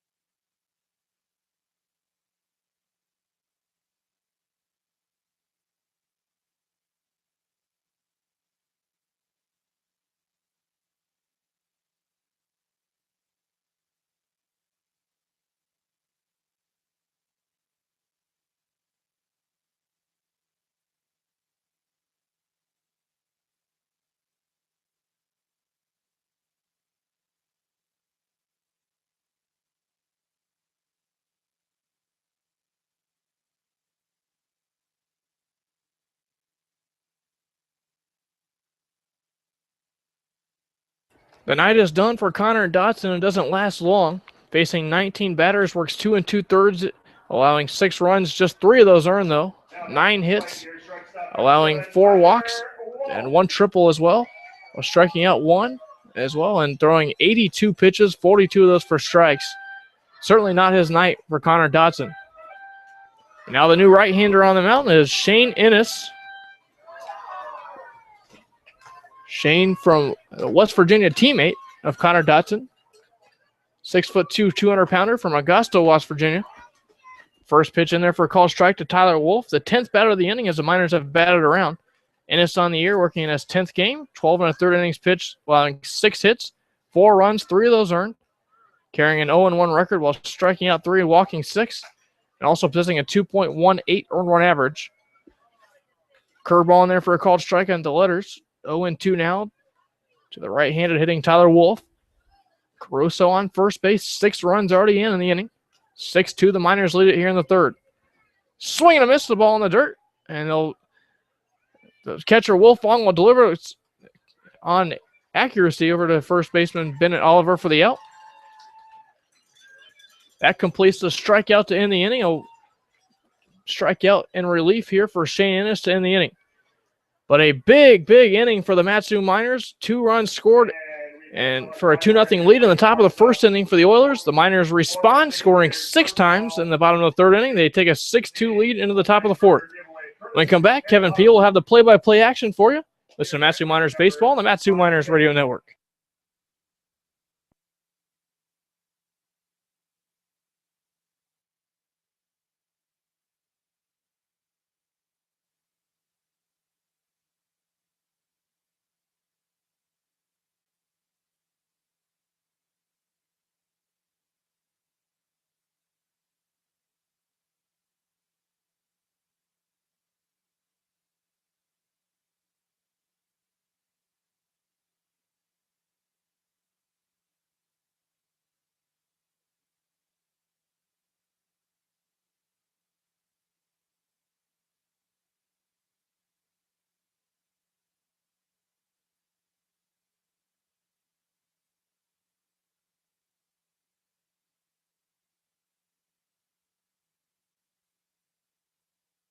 Six, 7, and 8 due up in the order for the Peninsula Oilers as we enter this top of the fourth inning. First pitch is tapped foul by Diaz down the third baseline. 0-1. What does James Harrington have a lead for himself now? Was trailing 2-0 up until that long bottom of the third inning. Ball low to Diaz. 1-1. Diaz reached on an error back in the first. Was stranded there. 1-1 is grounded towards third. Should be an easy play for Nishioka. He'll flip on to first to Simmons in time. 1 gone here in the top of the fourth. Now bring up Blake Wilfong. Now batting, catcher number 20, Blake Wilfong 0-for-1 with a pop out to third back in the first inning. That ended that 2-run first inning for the Oilers. 2 runs, 5 hits, 1 error for the Oilers. 6 runs, 9 hits, and 2 errors for the Miners. Inning that took over 15 minutes to complete. Swung on and missed that plus change from Harrington and got Wilfong to chase 0-1. Wilfong, the lefty batter, swung on and missed at that one. Count quickly 0-2. Seemingly a surge of confidence in the right-handed pitcher, James Harrington. Now that his offense had a big, big inning off Connor Dotson. 0-2 is tapped foul at the plate. 1-2. And this is a right-handed pitcher in Connor Dotson, who only gave up 1 run in that first meeting back in the second week of the season on June 18th. Gave up 9 hits, but only 1 run in that appearance, and today gets rocked in 2 2/3 innings. Not all his fault, though.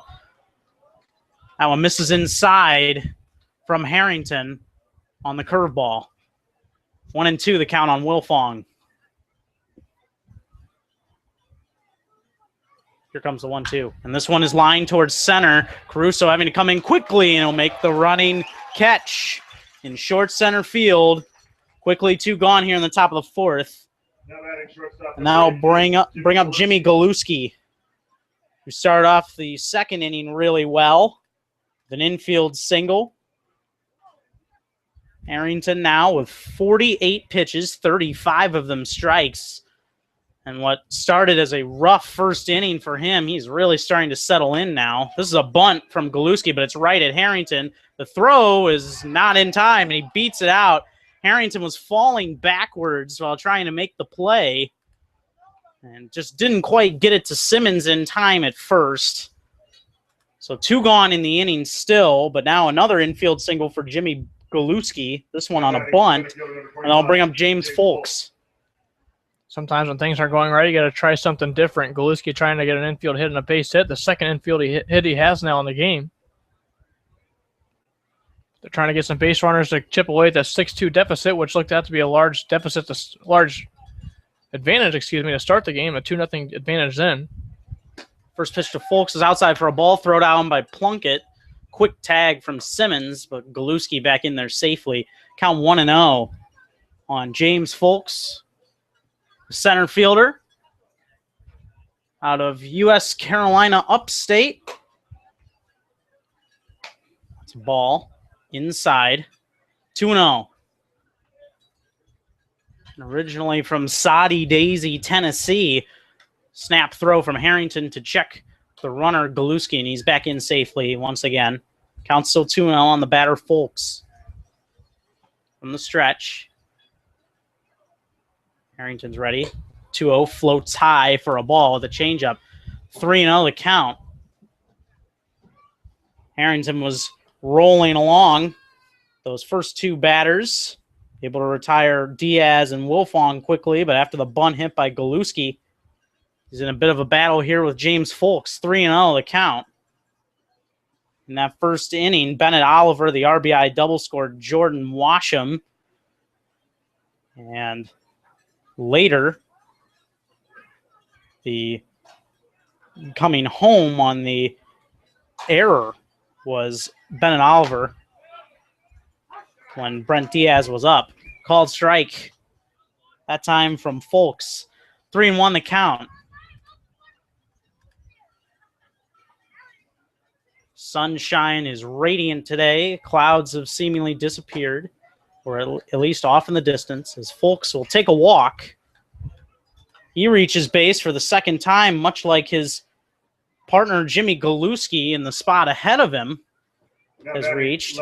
And now we'll bring up Billy Wilson, the left fielder, who came into play in the 3rd inning after that concerning Jordan Washam injury. Looking for ways to get closer to the Valley's team? Now you can. Like the Matsu Miners page on Facebook. You can also follow them on Twitter at ABL Miners. Get more connected with your Miners today. Pitching coach Matt Greeley out to have a quick chat with his righty, James Harrington. Miners getting that 6-run bottom of the 3rd, but now has surrendered 2 2-out base runners as Harrington now going to have to try and work out of this with Billy Wilson coming up. Children's Services, Federal, State, and Local Law Enforcement, the DA's office, the Attorney General's office. Billy Wilson on the season batting .215, playing in his 23rd game now, 14 hits and 65 at bats, has scored 9 runs, 3 doubles, 1 home run, and 6 driven in. Has walked 8 times. And takes a fastball from Harrington for a strike, 0-1.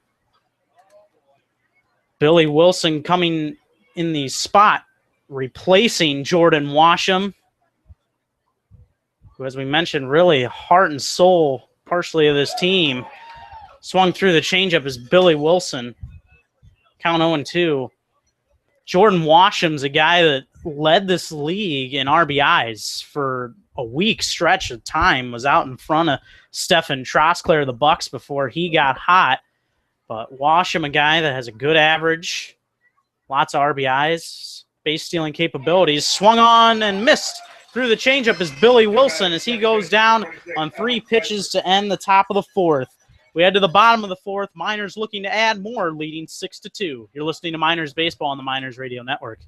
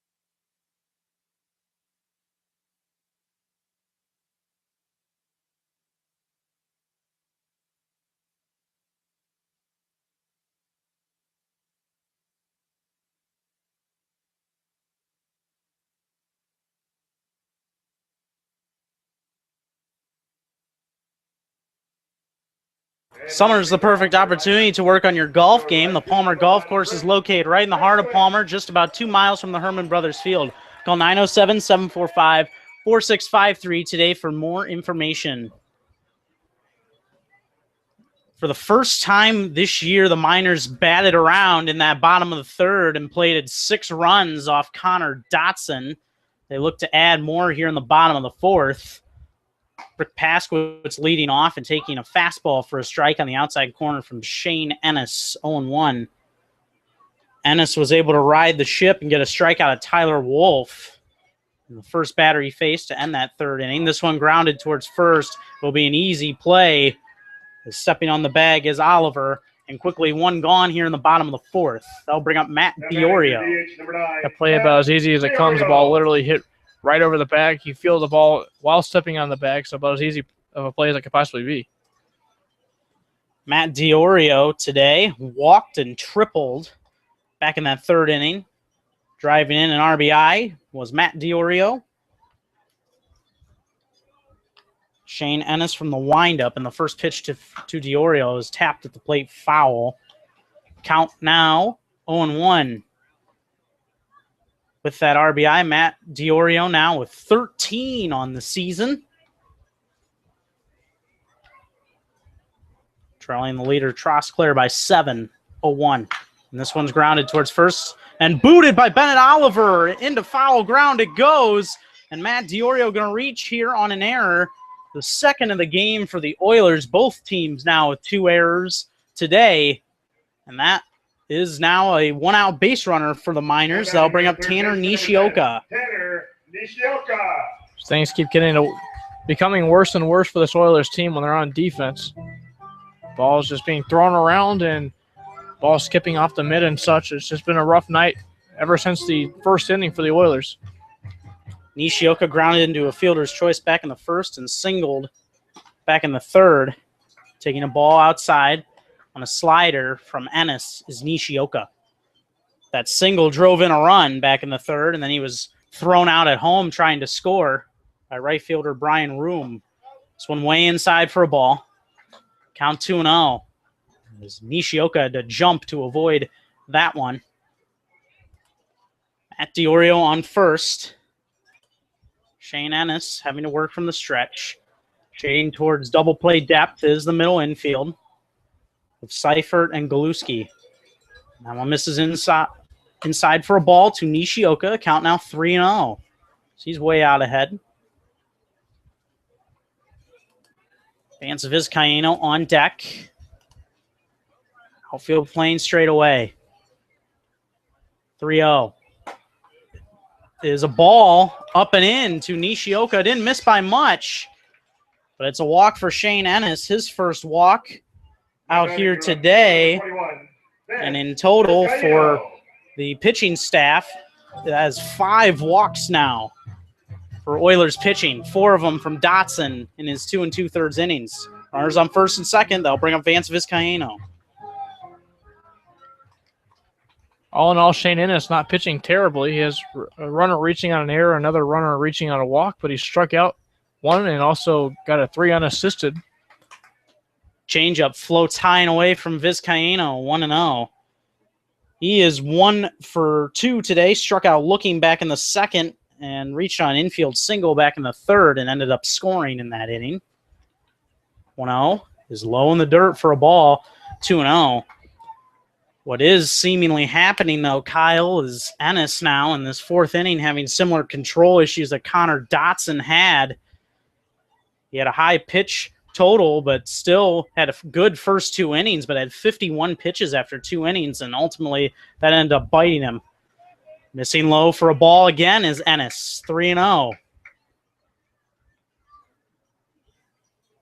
Dotson had worked himself out of a couple jams, and even though with the high pitch count was still had a 2-0 lead at his disposal. Called strike with a fastball on the outside corner to Vizcaino, 3-1. Then everything kind of fell apart, all starting with that RBI triple. Or Diorio's RBI triple was part of that inning. And Vizcaino will take a walk, as that one misses low and away. Bases now loaded, nowhere to put them, just 1 out. And that'll bring up Hunter Simmons, as the pitching coach, Brian Daly, going to come out and have a chat with his righty, Shane Ennis. Miners threatening to blow this one open here in the bottom of the fourth, leading by 4. All these runners coming aboard without getting a base hit this inning either. They had the big 8-hit inning last inning, but a lot of these runners coming off of walks tonight. The Miners have been very patient at the plate so far. That's certainly paying off with 6 runs on the board tonight. Yeah, not all of the damage done in that last inning was Dotson's fault. In fact, did give up 6 runs, but only 3 of them were earned. When you look at the situation right now, Matt Diorio reaching on an error, now over at third after the 2 walks from Ennis, would not be an earned run if he is able to come in and score. Hunter Simmons here, most base runners he's had the opportunity of coming up to bat, as they are loaded for him. And he will take a ball low from Ennis, 1-0. Simmons walked back in the second and was thrown out trying to reach home, and then singled and ultimately scored back in the third, 1-0. Called strike with a fastball from Ennis, 1-1.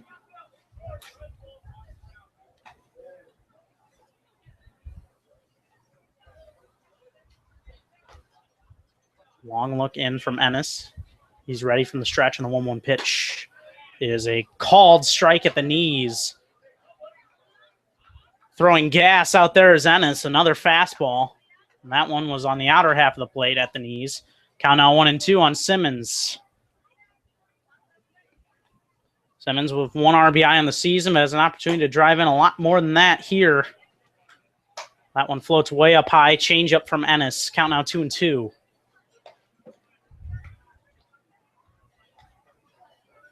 Simmons returning for his second year with this Matsu Miners organization. First baseman. And this one hit towards the left center field gap. Will it get down? Yes, it will. A single as it drops in. Throw will come into second. Matt Diorio will come in to score.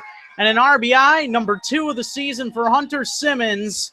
Drives in another run here in the bottom of the fourth.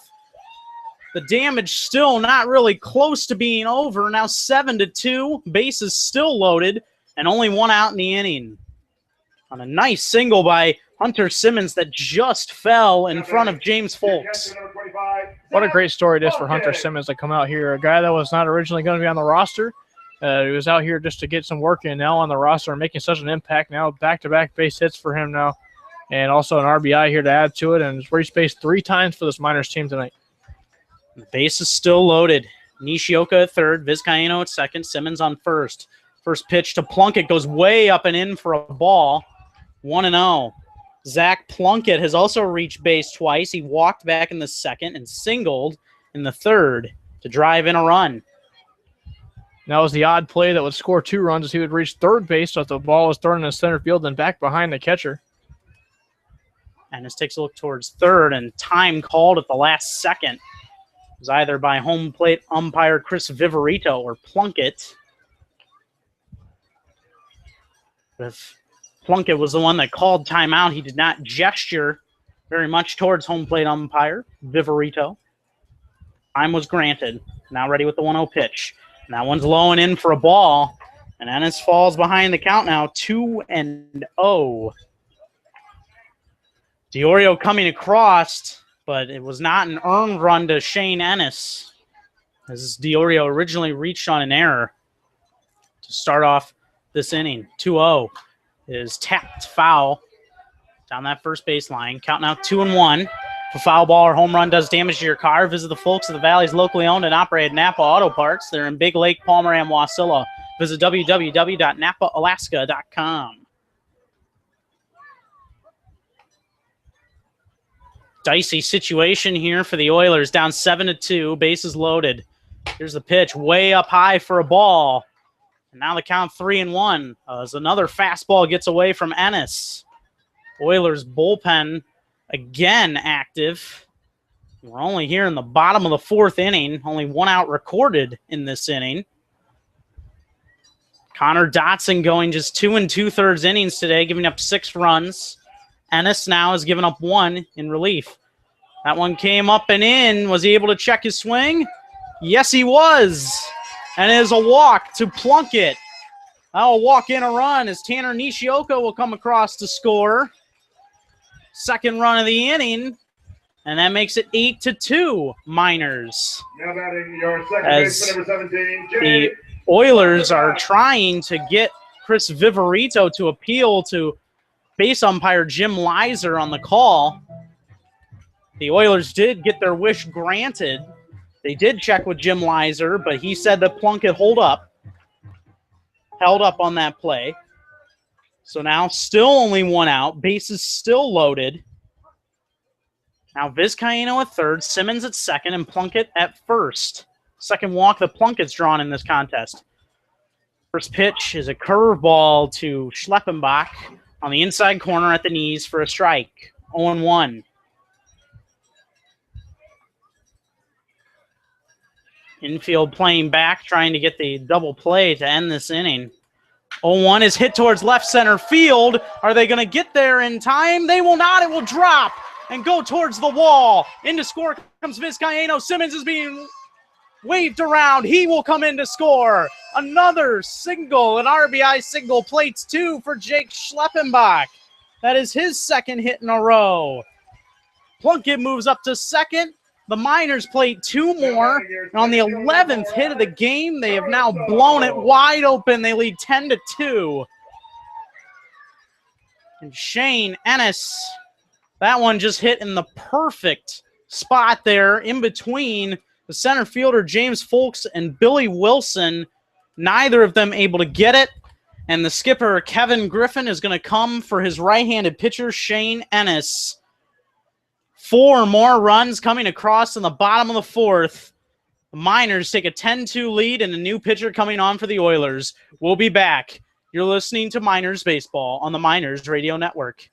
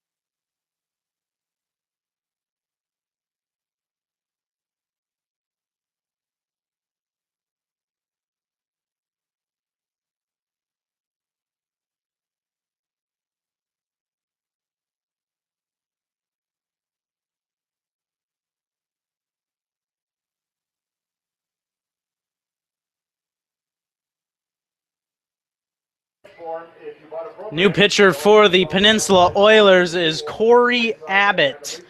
Coming in to pitch in relief of Shane Ennis, 6'1", 200 pounds.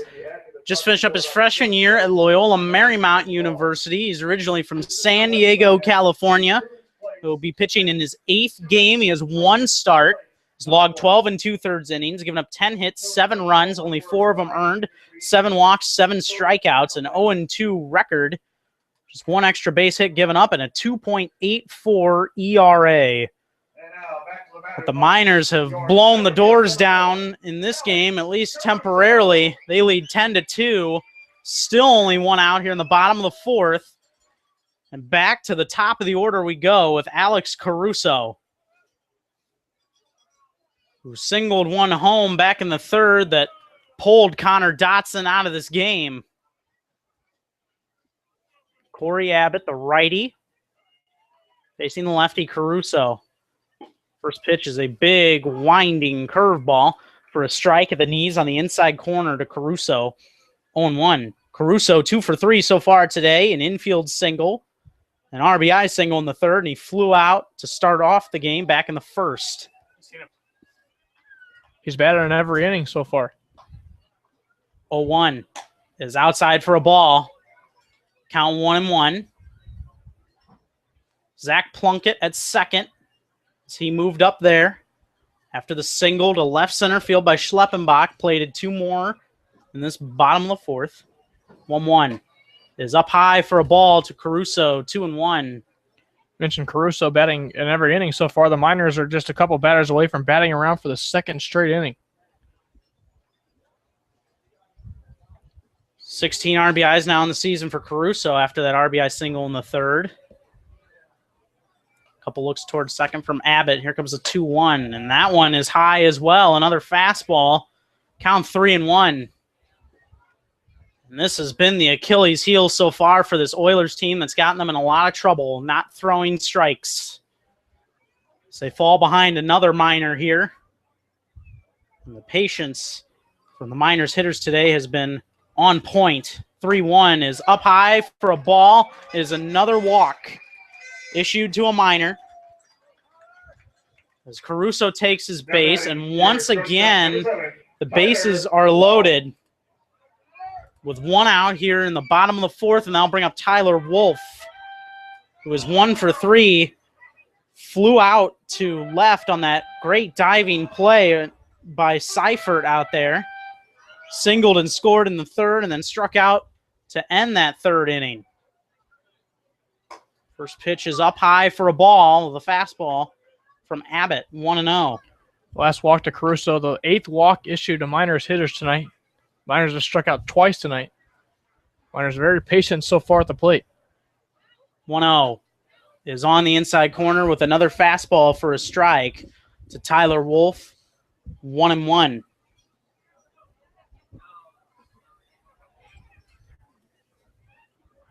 That 3rd inning all got started after the flyout by Brick Paskowitz. Swung on and missed through the curveball. Count 1-2. And Nishioka ultimately thrown out at home trying to reach base, but after that, Paskowitz flyout. 8 in a row reach base for the Miners in that inning, and they are having a lot of success here in this 4th as well. Swung on and missed as Wolf chased the curveball, lone away. Big strikeout for Corey Abbott. So that'll bring up Brick Paskowitz, who is really the only Miner without a hit today. 0 for 2 so far. Walked back in the 1st, flew out in the 3rd, and grounded out in the 4th to start off this inning. 2nd consecutive inning batting around now for the Miners. First pitch from Abbott is hit back up the middle, but right at the shortstop, Jimmy Galuski, to retire the side. So Corey Abbott comes in, gets a couple big outs, and leaves the bases loaded here in the bottom of the 4th. But the damage is done as the Miners play 4 more. They have blown it open. 10-2 the score, heading to the 5th. You are listening to Miners Baseball on the Miners Radio Network.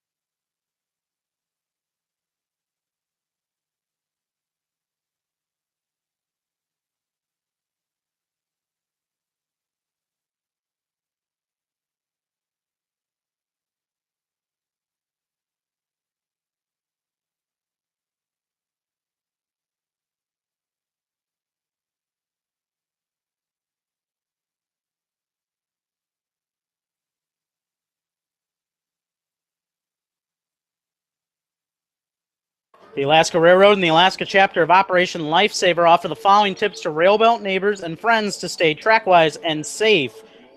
Only cross at public crossings. The only safe place to cross the railroad tracks is at a public crossing designated by the crossbuck sign. And also never ride on the tracks. Bikes, motorcycles, snow machines, and ATVs should never be ridden on the tracks. Recreational vehicles can and do become stuck, and riders often cannot hear an approaching train. Today's trains are relatively quiet, and vehicle engines and helmets make them even harder to hear. For more rail safety tips, visit the Operation Lifesaver website at www.oli.org. Remember, be trackwise. First pitch down low for a ball on a curveball from Harrington to lead off the top of the fifth, 1-0. He's facing Alex Seifert, 0 for 2. Foul that one down the first base line towards the Miners bullpen. Count now 1-1. Seifert grounded out to second back in the first and grounded into a 6-3 double play to end that second inning. Right now, Harrington cruising along 59 pitches, 41 of them strikes. Seifert takes the ball low. Count now 2-1. Harrington ready, and this one chopped right back to the mound. He will field it easily and throw on to Simmons at first for the out. One gone here in the top of the fifth. And that'll bring up Bennett Oliver. Really a rough first inning for James Harrington, but since then has really settled down. Pitching great baseball ever since then. Is retiring the Oilers with ease so far, ever since that point. And now working with a 10-2 lead, which will always make a pitcher comfortable. Bennett Oliver 1 for 2 with a double, which scored Jordan Washam back in the first. On outside for a ball on the changeup from Harrington, 1-0. He also scored himself in that same inning. Reaching on the error was Diaz, and Oliver was able to score. Curveball for a strike on the outside corner at the knees to Oliver, 1-1. That was in a time frame when the day was a lot brighter for the Oilers, but it has become dark and cloudy in their minds at least. Ball outside from Harrington. Count 2-1. He's ready with a 2-1. This one's popped foul down the left field line this time and out of play. Count now 2-2 on Bennett Oliver.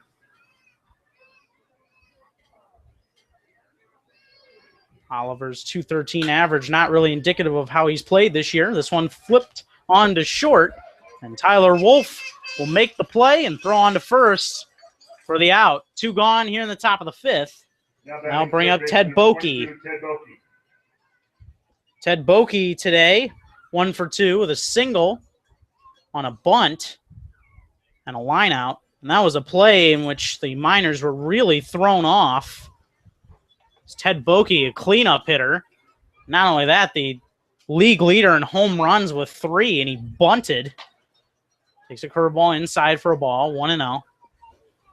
But Boeke has been one of those surprises, was really recognized as a top 2 guy in this lineup with Jordan Washam, but with his power coming on, they've moved him to the cleanup spot, and he's thriving here.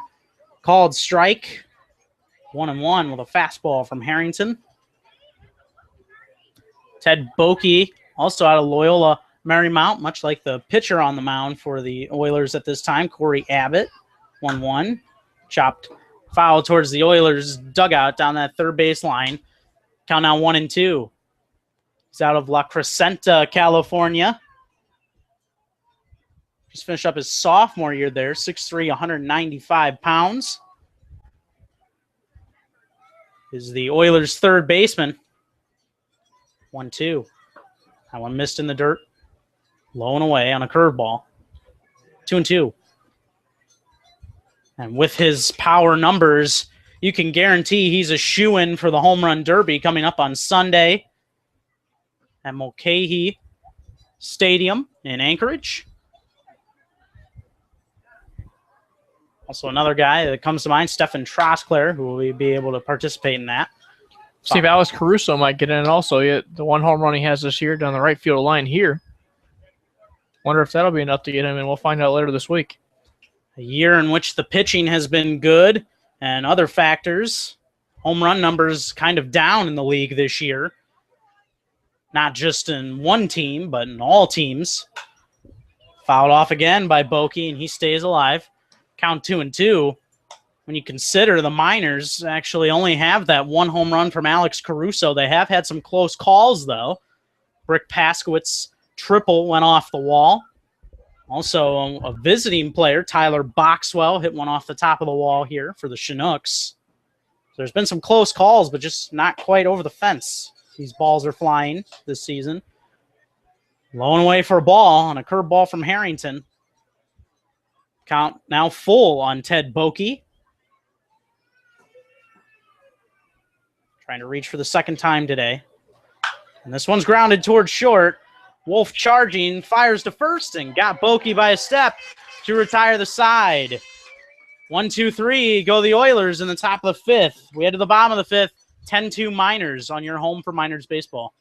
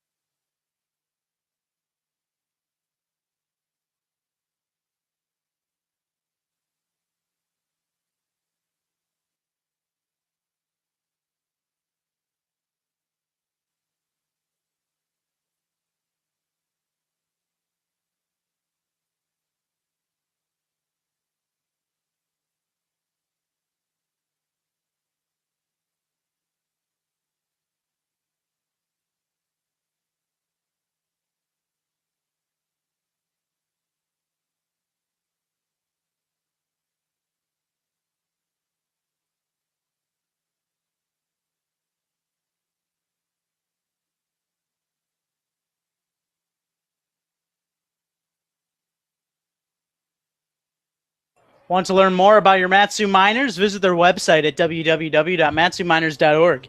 Provides you a schedule, stats, rosters, upcoming events, and more. MatsuMiners.org, the official website of the Matsu Miners. 4, 5, and 6 due up in the order in the bottom of the fifth. Miners who have struck for 10 in their past 2 innings, 6 in the third and 4 in the bottom of the fourth, have given them this 10-2 lead over the Oilers, the AL division leading Peninsula Oilers. Battle of division leaders tonight here at Herman Brothers Field. Missing low for a ball. A changeup from Abbott, 1-0. Diorio today has reached base 3 times, walk, triple, and an error. That one misses high for a ball, 2-0. That triple plated the 13th run of the year driven in by Diorio. Outside for a ball. And he's way ahead in the count, 3-0. 66 degrees was the game time temperature. It is a warm one here in Palmer today. A beautiful evening for baseball. That one is a ball inside, gets away from the catcher, Will Fong. But it was a 4-pitch walk issued to Diorio. He'll take his base. Now 9 walks on the game for this Oilers pitching staff. And the first baseman, Ben and Oliver, are going to have a quick word with his pitcher, Corey Abbott. Make sure he's okay. But another leadoff base runner for the Miners. That bottom of the third inning, though, the 6-run frame did not start with a base runner, though. But this one does in the bottom of the fifth. First pitch to Nishioka is a called strike. The changeup at the knees on the inside corner, 0-1. Nishioka grounded into fielder's choice to end the first inning. Single and a walk. Thrown out on the plate back in the third inning. This one grounded right back up the middle and over the glove of Abbott and into center field for a base hit. Hit number 12 of the game for the Miners. And we're playing here in the bottom of the fifth, and they're already at 12 hits. Second hit of the game for Nishioka, and they'll bring up Vance Vizcaino. Tough break there for Abbott. The ball hit right back at him, but just skipped right over off the top of mound and right past his glove into center field for a base hit for Nishioka. Another nice piece of hitting for him. There's not a lot of favorable breaks tonight for the Oilers so far. Miners are taking full advantage of that. 2 on, nobody out. And that changeup floats low for a ball and away to Vizcaino. Infield single back in the third. Walked and scored in the fourth. Also scored in the third, and he struck out looking back in the second. 1 for 2. And lays off that fastball. And it was off the outside corner for a ball, 2-0.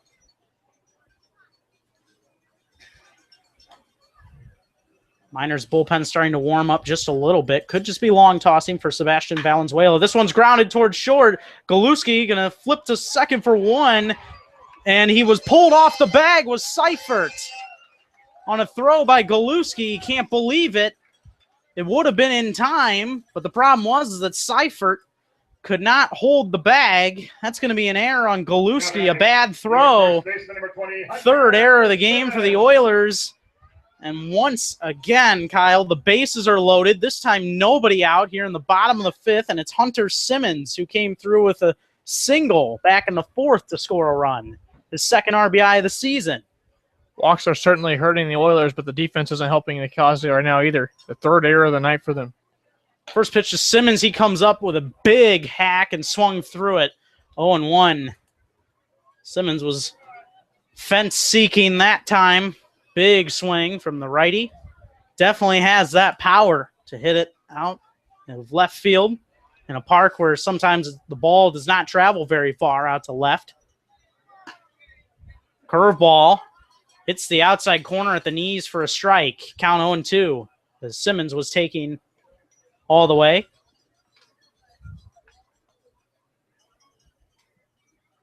Third straight inning. The bases are loaded for the Miners. Abbott from the stretch. Here's the 0-2. And this one back up the middle into center field. It's a base hit. It will score at least one. Diorio is in. Nishioka is going to get the stop sign at third. Bases will remain loaded. Second straight inning with an RBI single for Hunter Simmons. And that makes it 11-2 on the 13th hit of the game for the Miners. And once again, the damage possibly not even close to being done. Bases loaded. Nobody out. You're in the bottom of the fifth, and it's 11-2. Now the batter, Zach Plunkett, who's driven home a run today. First pitch is fouled off down that first base line towards the Miners' batting cage. 0-1. Plunkett has walked twice and singled in the third and scored. That single was an RBI single for Plunkett to right field. That was his first RBI of the season as a Miner. That one floats inside and almost hit Plunkett on a fastball from Abbott. Count now 1-1. When you look at it, the middle of that lineup's supposed to be the dangerous part of this order for the Miners, but right now the bottom of the order has been deadly as well today. Slider hits the outside corner for a strike. Plunkett checked his swing, but it was in there for a strike. 1-2. 2 runs, 6 hits, 3 errors for the Oilers. 11 runs, 13 hits, and 2 errors for the Miners. Abbott from the stretch. 1-2 is a called strike on the outside corner with a fastball. First time today that Plunkett set down on strikes. First strikeout of this game for Abbott. Now 1 gone, and they'll bring up Jake Schleppenbach. It's a big strikeout for Abbott now because now it sets up an ending any double play possibility here. But it's not going to be an easy out because Schleppenbach's been locked in tonight, and he's at the plate now. After popping out in the second, 2 RBI singles in a row. The one in the fourth plated 2. And this one hit towards first on a line and caught by Bennett Oliver. And he will run over and step on the base to retire Simmons. And ends up being an unassisted 3 double play. And that gets the Oilers out of a world of trouble. We head to the 6th. The Miners add another on an RBI single by Simmons. They now lead it 11-2. You're listening to Miners Baseball on the Miners Radio Network.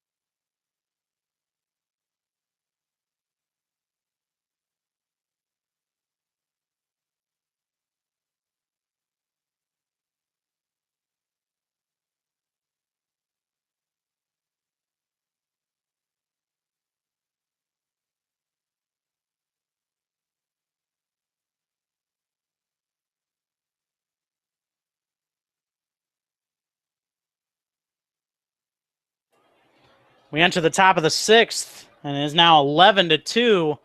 Miners out in front, adding another run in that inning. Brian Room will take a ball inside, 1-0 on a fastball from Harrington.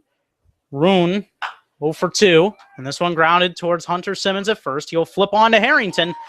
2 pitches, and he is retired. 1 up, 1 down in the top of the 6th inning. That's just the type of outs that James Harrington likes. In this inning, we'll have the Palmer Bar ABL MLB scoreboard. Now with outdoor seating, you can enjoy a refreshing drink and good friends outdoors in the Alaska sunshine. Located in downtown Palmer, the Palmer Bar is a great place to grab a bite to eat and take in the sights. Call 907-745-3041 today. Changeup floats inside for a ball from Harrington, 1-0 to the batter Brent Diaz, who reached on an error back in the 1st. And grounded out to 3rd back in the 4th inning. Count now 2-0 as Harrington misses again with the changeup. He's ready with a 2-0 pitch. Grounded hard, fouled on that 3rd base line. Count 2-1.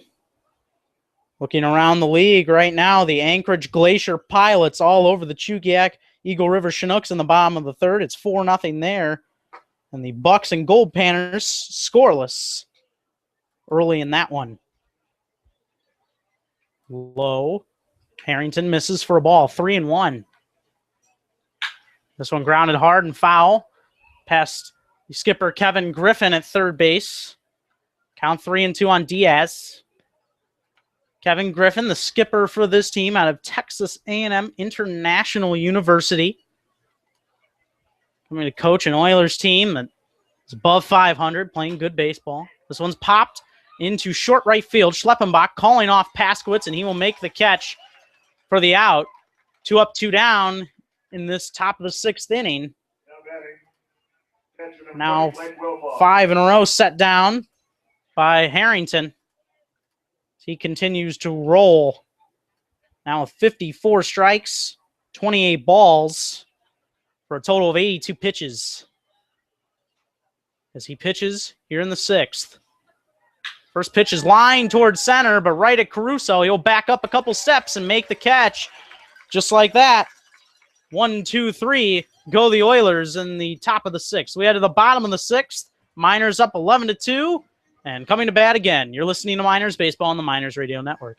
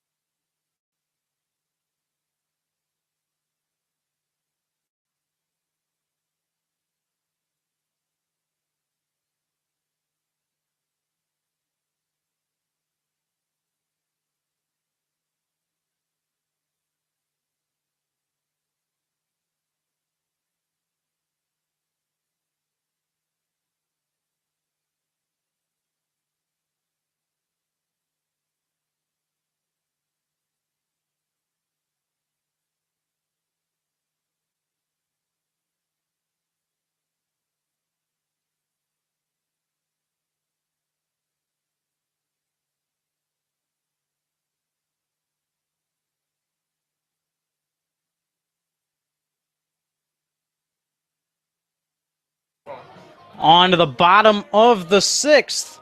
Here at Herman Brothers Field, Miners leading 11-2.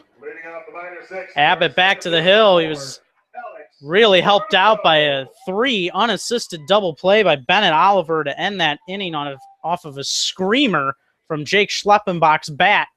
And he was able to step on the bag to retire Hunter Simmons and get this Oilers team out of another bases-loaded jam. That one way inside for a ball and a curveball from Abbott, 1-0. Alex Caruso batting here in the 6th. He has batted in the first 4 innings, but did not in the top of the 5th. 1-0. Low for a ball, 2-0. He flew out back in the first, had an infield single in the second, singled home a run in the third, and walked in the fourth. 2-0 is popped up just outside the infield, going just barely into the grass to make the catch is Galuski. 1 out now on the Miners. Now bring up Tyler Wolf.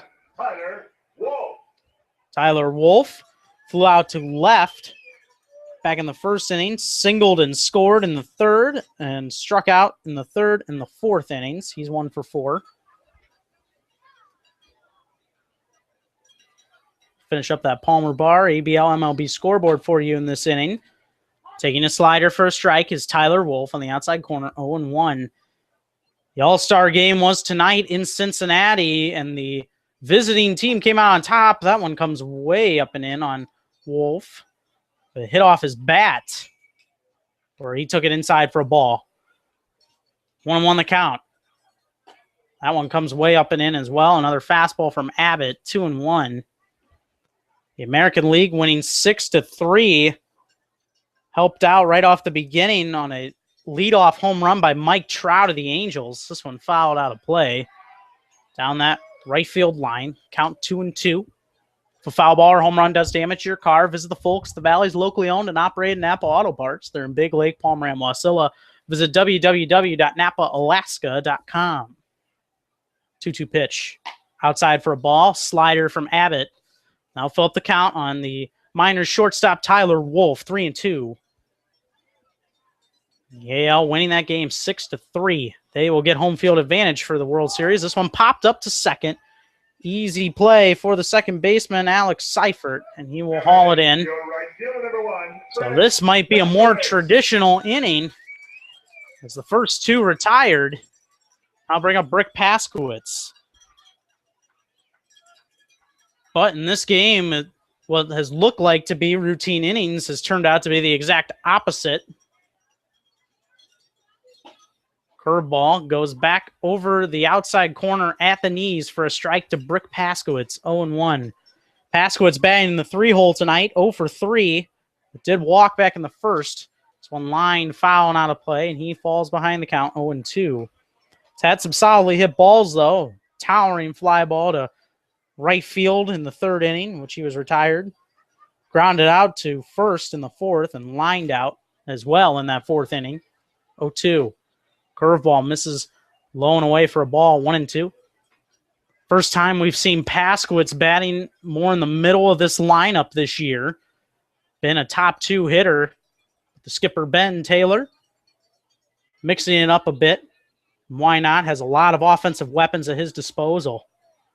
That one inside for a ball on a fastball from Abbott. Count now 2-2.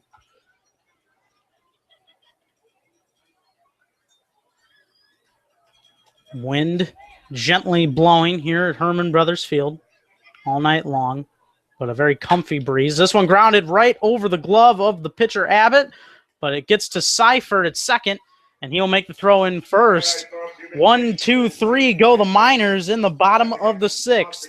As we head to the 7th, Kyle Howard will take over the play-by-play duties for the rest of this one. Miners 11, Oilers 2, with Sebastian Valenzuela coming in to pitch. You are listening to Miners Baseball on the Miners Radio Network.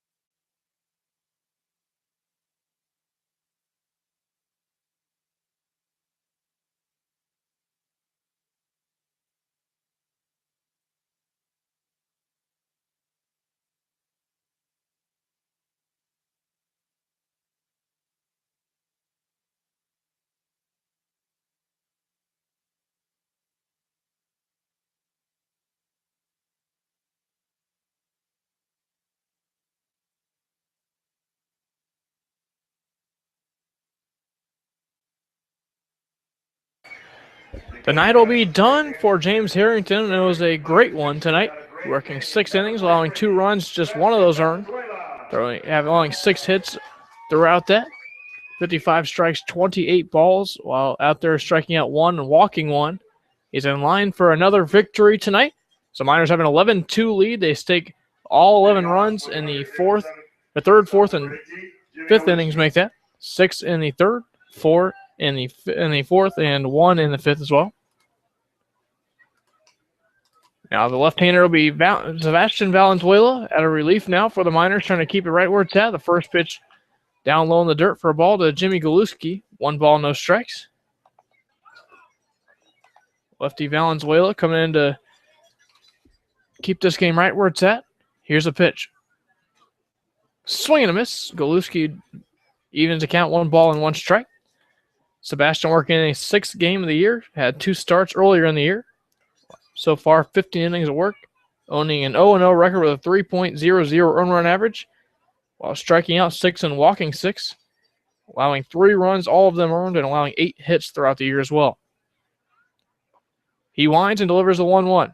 Slider that starts outside and moves inside for a called swing and a miss, make that. Stayed outside and got the zone. Chasing was Galuski, but had no chance at it. So 1-2 now they count to Galuski. Defensively, no changes for the Miners, just the change of pitcher here. A nice night for Harrington. Now the relief work of Valenzuela is just a changeup that's popped up in the air to right field. Paskowitz coming out in shallow right to make the catch easily. 1 man gone here in the top of the 7th inning.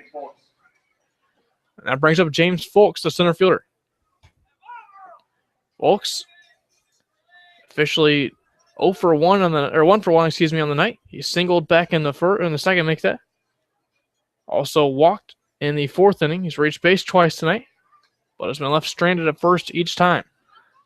Here's a pitch. Slider moves in at the letters for a called strike. 0-1 now. James, the right-handed hitter, facing the lefty in Valenzuela. James from Saudi Daisy, Tennessee, where he's also attending South Carolina upstate. Here's the 0-1. Fastball gets to the knees and on the outside corner for a called strike. Nice pitch there from Valenzuela. Makes it an 0-2 count. Byron Hood gets up and loosens for the Miners as well. Here's the 0-2 now. Popped up on the infield toward the right side. Hunter Simmons in foul ground calling for it. He's got it. Quickly, 2 men out. Retired by the lefty Valenzuela. It's been a quick inning for him so far. Now he'll face the leadoff hitting Billy Wilson, the left fielder. Wilson, the second at bat, came in for an injury when Jordan Washington was hurt back in the 3rd inning. Struck out swing his only time up tonight. That was back in the 4th inning, but now he bats with 2 outs against the lefty Valenzuela. Outfield and infield will play straight away now. Here's a pitch. Slider getting the outside corner for a called strike. 0-1 now.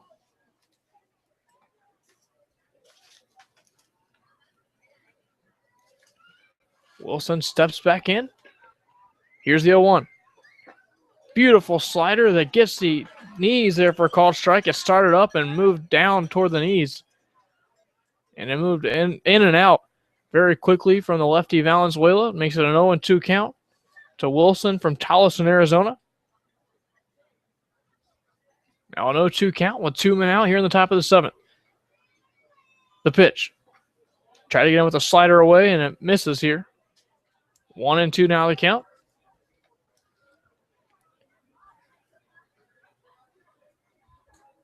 He was selected to play in the Arizona Baseball Coaches Association Senior All-Star Game as a senior in high school at Tolleson.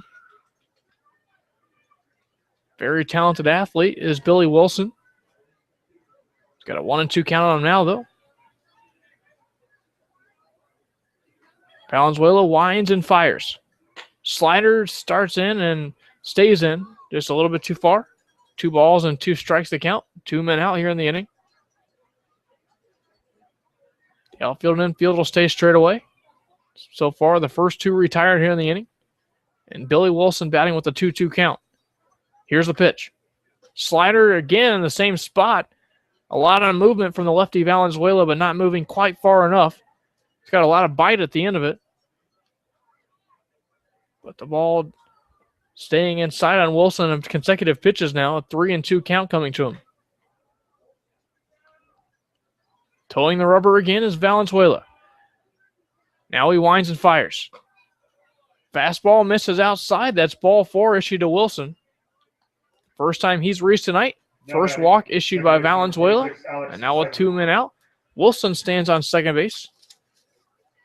That brings up Alex Seifert. Seifert started the game out in left field, moved to second base when Washam was injured. 0 for 3 officially on the day. Ground to second. Grounded back to the mound and also grounded into a 6-3 double play. First pitch, a fastball gets the knees for a called strike. 0-1 now to Alex Seifert make that. Valenzuela comes set. And here's a ground ball hit slowly to the shortstop Wolf. He fields, fires across the infield in time for the out. That's out number 3 here in the top of the 7th inning. Sebastian Valenzuela retires the first 2 batters, allows a walk, and then gets a ground ball to short to end the inning. We head to the bottom of the 7th inning. The Miners trying to play out on some more. They lead 11-2 here at Palmer. It's the Matsu Miners Baseball and the Matsu Miners Radio Network.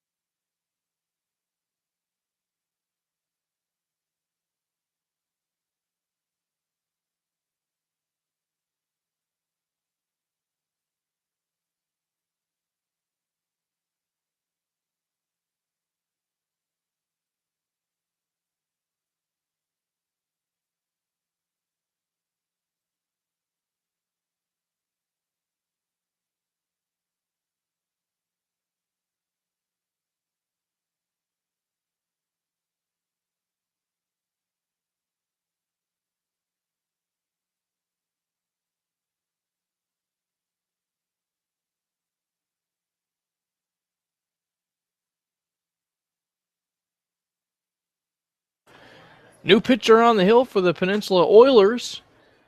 As we move on to the bottom of the 7th inning now, that it is right-hander Kevin Bovey, 5'10", 140-pounder from the College of Marin. Hometown, right here in Palmer. Back home tonight, getting his first outing against the Miners this year. So far this year has worked in 3 games, 3 innings pitched in that, allowing 3 runs, all of those earned, with 4 hits involved in that. And has no decisions on the earth, a 9.00 earned run average, while striking out 2 and walking 2 as well. But him coming in means the night is done for Corey Abbott. He works 2 2/3 innings, facing 12 batters, allowing 1 run. That was earned, allowing 2 hits also, and striking out 2 and walking 2, while throwing 40 pitches, 21 of those for strikes. And now we'll have a pinch hitter as well to face him in the DH spot. That's going to be Jed Fagg. Jed getting his first appearance of the night.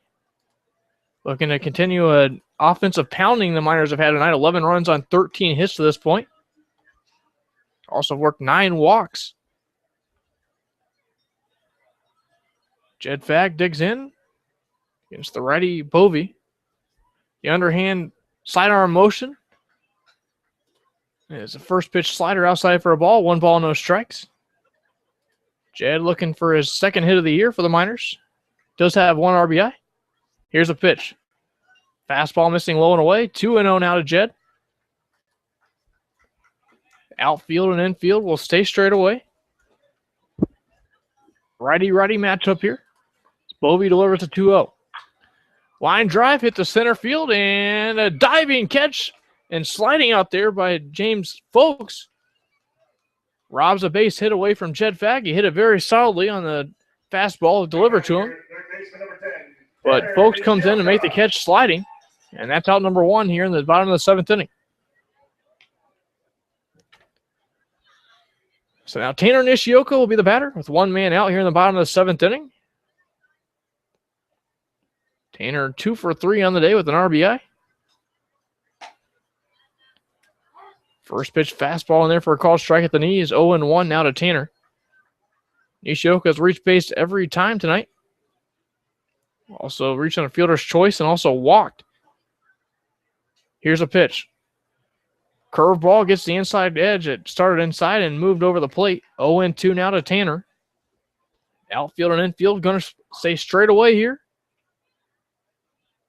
11-2 the score. The Miners lead it in the bottom of the 7th inning. 1 man gone here in the inning. Here's a pitch. Fastball way outside for a ball to Tanner. 1-2 will be the count.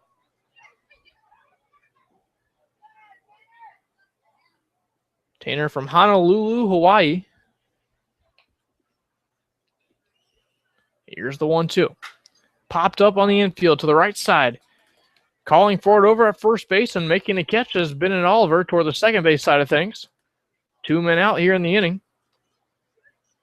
And that'll bring up the pinch hitter Connor Wanhanen.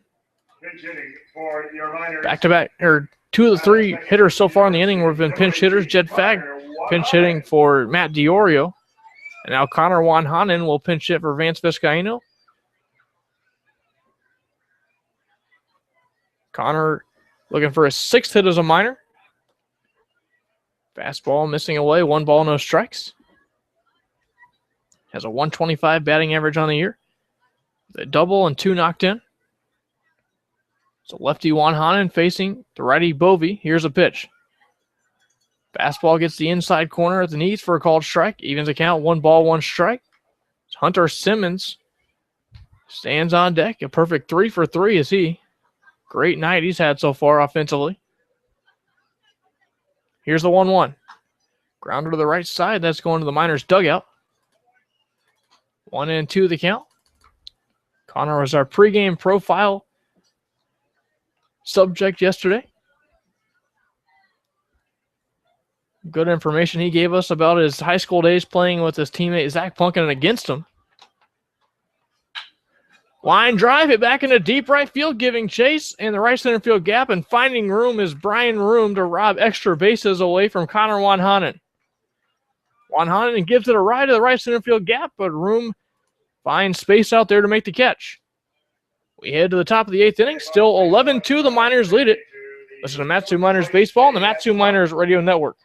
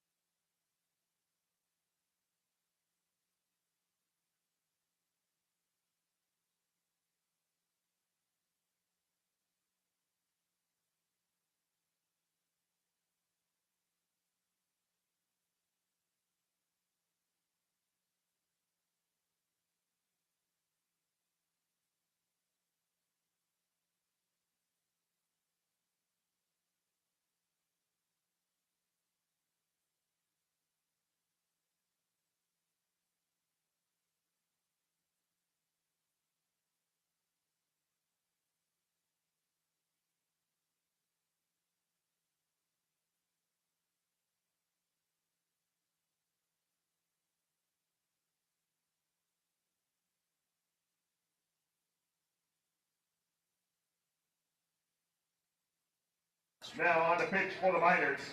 New pitcher on the hill for the Matsu Miners. It's Byron Hood, right-hander from 6'1", 180-pound right-hander. He's a freshman at Nebraska, from Roca, Nebraska, and on here to keep the game right where it's at. 11-2 ball game. Byron on the season 0-0 with a 5.62 earned average in 7 games so far. He's worked in 8 innings pitched this point, striking out 8. walking 6 and allowing 8 hits. He's here to face Alex Seifert here. Or excuse me, Bennett Oliver to start the inning. First pitch, a fastball, misses low for a ball. 1 ball, no strikes. Sebastian Valenzuela pitched a scoreless 7th inning, allowing just 1 walk. Good performance for him in relief. Here's a pitch from Hood. Ground ball hit to second base. Schleppenbach moving toward the bag. Fields and throws in time at first base for the out. Bennett Oliver is retired tonight. 1 man out here in the top of the 8th inning. And that'll bring up Ted Boki. Boki back in the 1st inning would get a single, but has been held off the base pass ever since. Lined out to Schleppenbach at 2nd and the 3rd. And also would ground out to short his last time up in the 5th. Hood comes ready now. Now he delivers a pitch. Fastball pounds a strike zone at the knees for a called strike. 0-1 now to Ted. Hood throwing very hard so far and on relief, pumping gas with his fastball so far. He comes set with the 0-1. Now he delivers. Popped up on the right side, but that's getting out of play. Foul ball or home run does damage to your car. Visit the folks at the Valley's locally owned and operated Napa Auto Parts. They're in Big Lake, Palmer, and Wasilla. Visit www.napaalaska.com. Byron Hood comes set again. Ready to face Ted Boki. An 0-2 count on him. 1 man gone here in the top of the 8th inning. 11-2, the Miners lead it. Here's the pitch. Curveball fouled off to the right side again, and souvenirs for a couple of kids running after the ball out there. Getting the energy out maybe before they go to bed tonight. Sure, the parents are happy about that here tonight, trying to get their kids tired before they go to bed and don't have to worry about them going to bed. But now an 0-2 count coming. 1 man out here in the inning. Hood comes set. He's ready with the 0-2. Fastball misses low and away for a ball. 1-2 the count. Outfield and infield will stay straight away. Caruso playing slightly shallow in center field.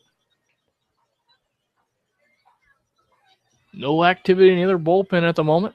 Hood is on the hill in relief for the Miners. Here's a pitch. Curveball moving a little bit too high for a ball. 2-2 the count.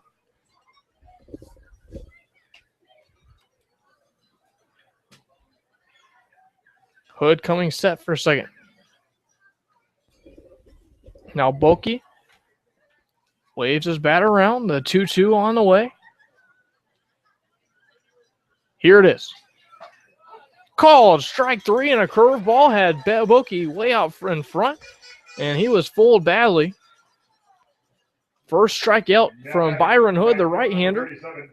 That sets down the first 2 he's faced now. A ground ball to second base from Bennett Oliver, and now a strikeout looking at Ted Boki. And now it's Brian Room to bat with 2 outs. Room today is officially 0 for 3. Grounded to a double play in the 3rd. Also popped out to short and grounded to first base his last time up in the 6th. First pitch, a fastball misses away. It's 1-0 on Brian Room. Room attending California Baptist, where he's a sophomore there. Here's the 1-0. Fastball missing up and away. 2-0 they count to him.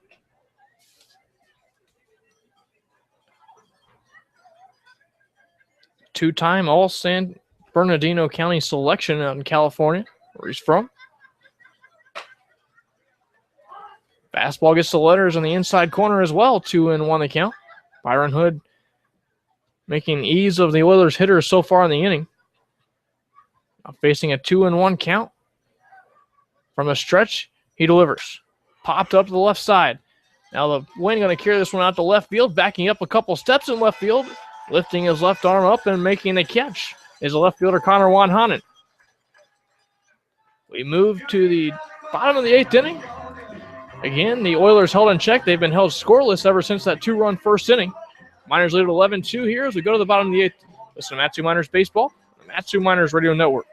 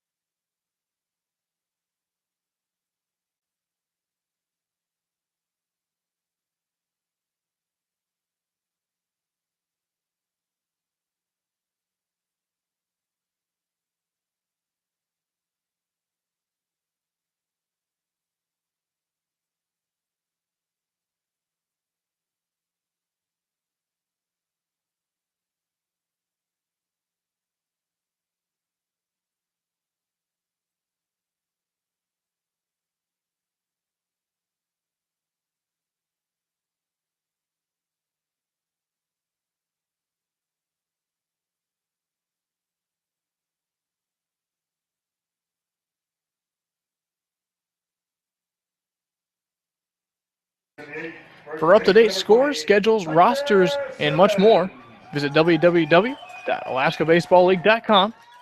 Your home for everything ABL. Now the perfect 3-for-3 hitting. Hunter Simmons, the first baseman tonight, steps in. Having a great night offensively, is he? First pitch from Bovee is fouled away down the first baseline. The clouds starting to cover up the sky here and making it a little bit dark out here tonight. Now as we approach 8:26 p.m. here. This is a game where we've seen the sun radiantly shining and at the same time the clouds coming in. So it has been a partly cloudy, but yet a beautiful evening for baseball. The 0-1 is a fastball that misses in. 1-1 the count. Hunter Simmons trying to make it a perfect 4-for-4 here. Bovee comes set, delivers home. Slider that misses just inside. 2-1 the count now to Hunter Simmons. The righty Trent Thompson's getting up and loosening for the Miners in the pen. No activity for the Oilers at the moment. Bovee comes set. He delivers a 2-1. Fastball missing way outside. It goes back to the screen. 3-1 the count to Hunter Simmons leading off the inning. Trying to work another walk. Be the second walk he's worked tonight. He got a walk back in the second inning. Also has 3 singles and 2 runs. Also 2 RBIs to go with that. Here's a pitch. Ground to the left to the shortstop, and it's just under the glove of the shortstop Galuski. It seemed like he had a beat on it for a second, and it appeared as if he didn't put his glove low enough to the ground. It goes into left field. Now batting, your catcher number 25, Zack We're waiting on official Warren. scoring so far. So right now. It'll be a single, I guess, because the ball rolled under the glove of Galuski. The ball never was touched off of his glove, so they gave him a base hit. Hunter Simmons, a perfect 4-for-4 on the night now. What a night he's having.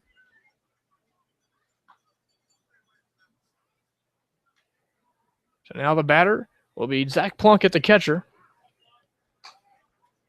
Fastball at the knees for a called strike. Plunkett 1 for 2 on the day. Has 2 RBIs to go with that. Also has walked twice. Slider gets the knees on the outside edge for a called strike. Evens the count, 1 ball, 1 strike. Plunkett trying to drive home yet another run.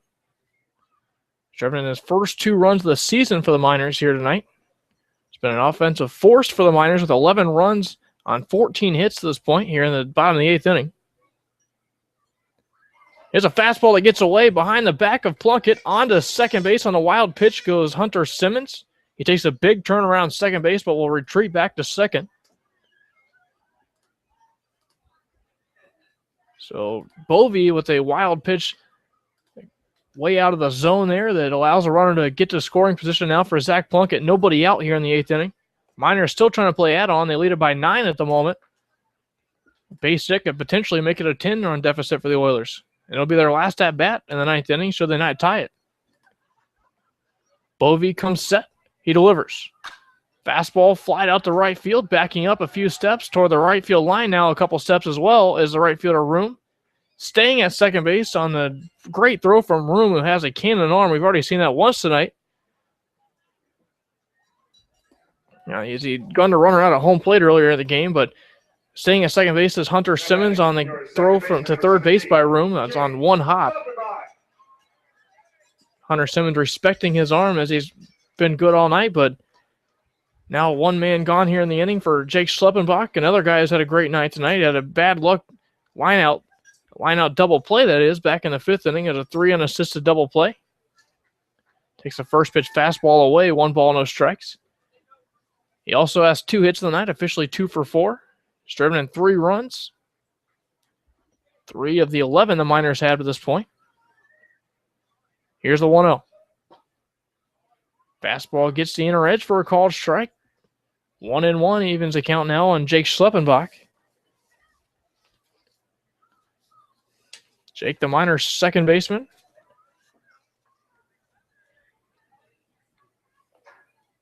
1-1. Fastball missing high, the letters. 2-1 the count. Last season at Nebraska, batted .300 with 9 doubles, 16 runs batted in 51 games. Here's a pitch. Fly ball hit the center field, backing up on it. Now making the catch and toward the right center field gap is Folks. Staying again at second base is Hunter Simmons, who retreats.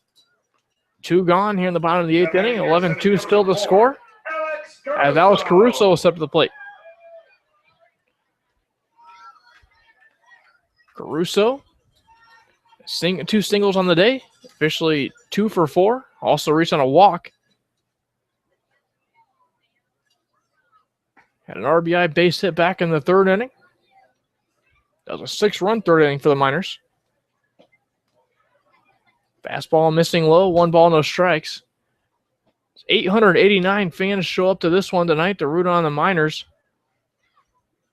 as they look for a win number 24 overall, win number 22 in conference play, and they have an 11-2 lead, so a good start for that as they head to the 9th inning after this.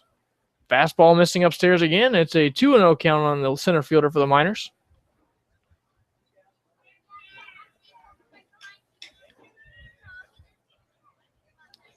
Caruso, a first-team All-Big East selection this past season. He takes a fastball missing low, this time 3-0 to him. Caruso, a very patient hitter. Worked a lot of walks this year. As he takes another one here, misses low. Second walk issued to him. For him, walk number 18 on the season. So now with 2 men out, 2 runners on for Tyler Wolf. Tyler looking for his 2nd hit of the night, officially 1 for 4 on the day. Struck out swinging twice, popped up to second once, and also flew out to left. The 1 base hit he got back in the 3rd inning when he came around to score on as now a mound visit from pitching coach Brian Daly. Kevin, what an offensive output the Miners have had tonight that has really kept this one alive, and after falling behind 2-0, they really never looked back.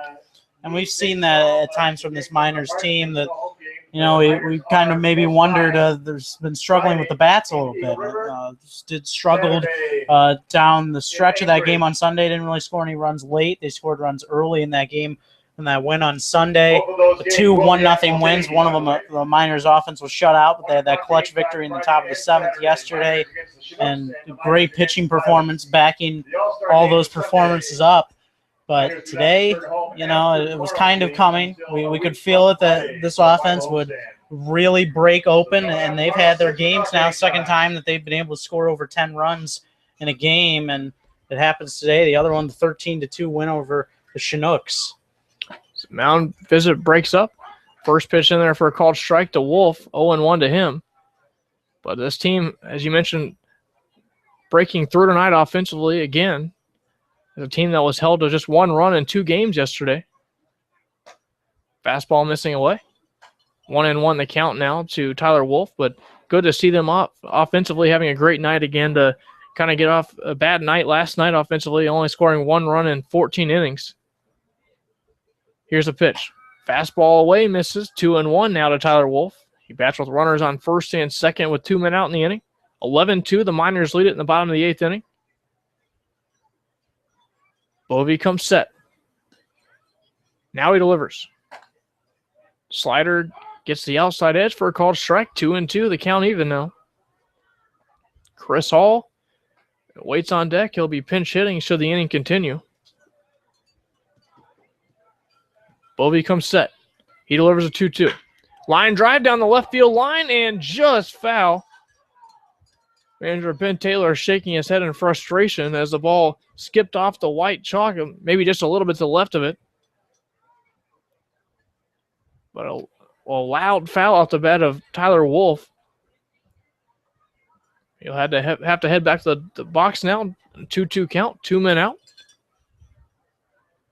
Hard ball off the bat of Tyler Wolf in that 2nd half of the season especially. He's had his moments of clutch hits, but he's been hitting the ball really hard lately, just not all the time getting the credit for it. Bouncing ball to short. Fielding it and underhanding it to second base is Goluski. Covering at second base is Cipher to end the inning. But the Miners head on down to the 9th inning now, trying to nail this one down. They lead at 11-2. They've come from behind again tonight, trying to nail it again and get win number 24. See if they're able to do it as we head to the 9th inning. Listen to Matsu Miners Baseball on Matsu Miners Radio Network.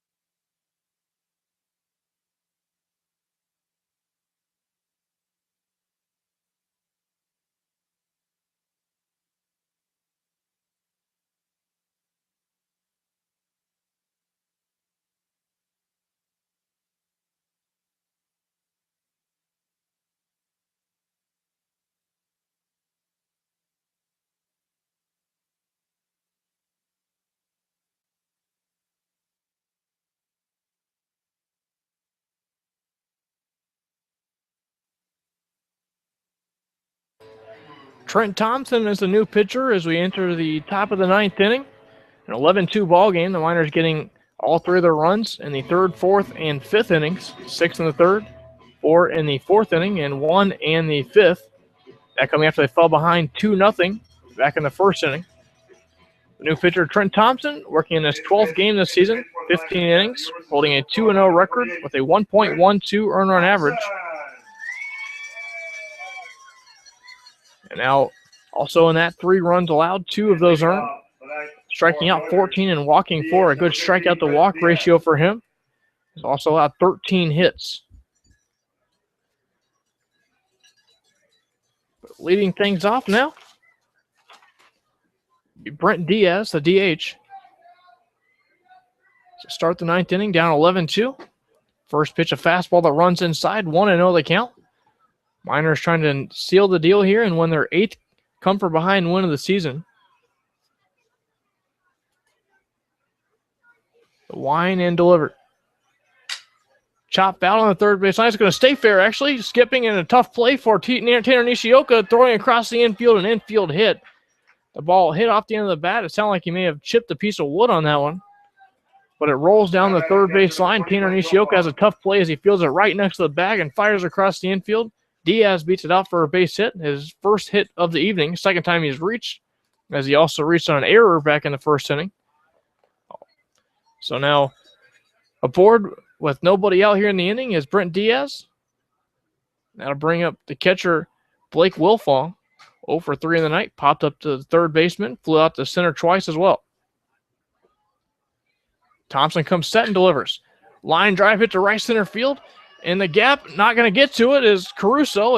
He heads to the wall to get the ball. Rounding third and coming around to score is Diaz. On to third now is, for a triple, is Blake Wilfong.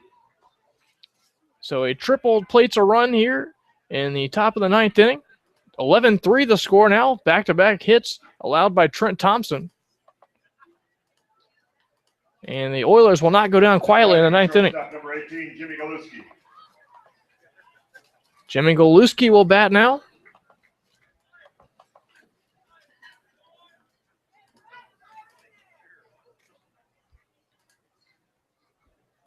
Goluski steps in now and 2 for 3 on the day.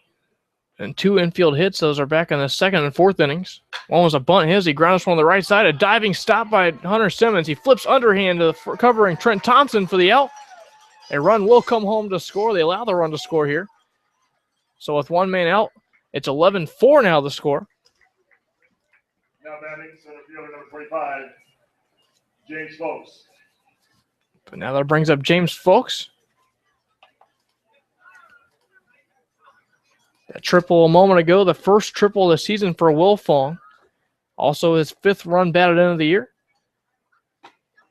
Fastball runs inside now to James Folks, who is 1 for 2 on the day. Popped up to first and also walked to go with a single. This one fouled away down the right field line, out of play. 1-1 the count. RBI ground out for Galuski gets him his 11th RBI of the season as well. Also makes it an 11-4 ball game. 2 runs across the plate here in the top of the 9th inning with just 1 out. Here's a pitch. Curveball just stays inside. A lot of movement on it from Thompson, but it stays just a bit inside. And for a ball here, 2 balls on 1 strike on the number 9 hitting James Folks, a center fielder. The 2-1. Swing and a miss on a fastball. It evens the count. 2 balls and 2 strikes. Trent Thompson trying to get a strikeout victim of Folks.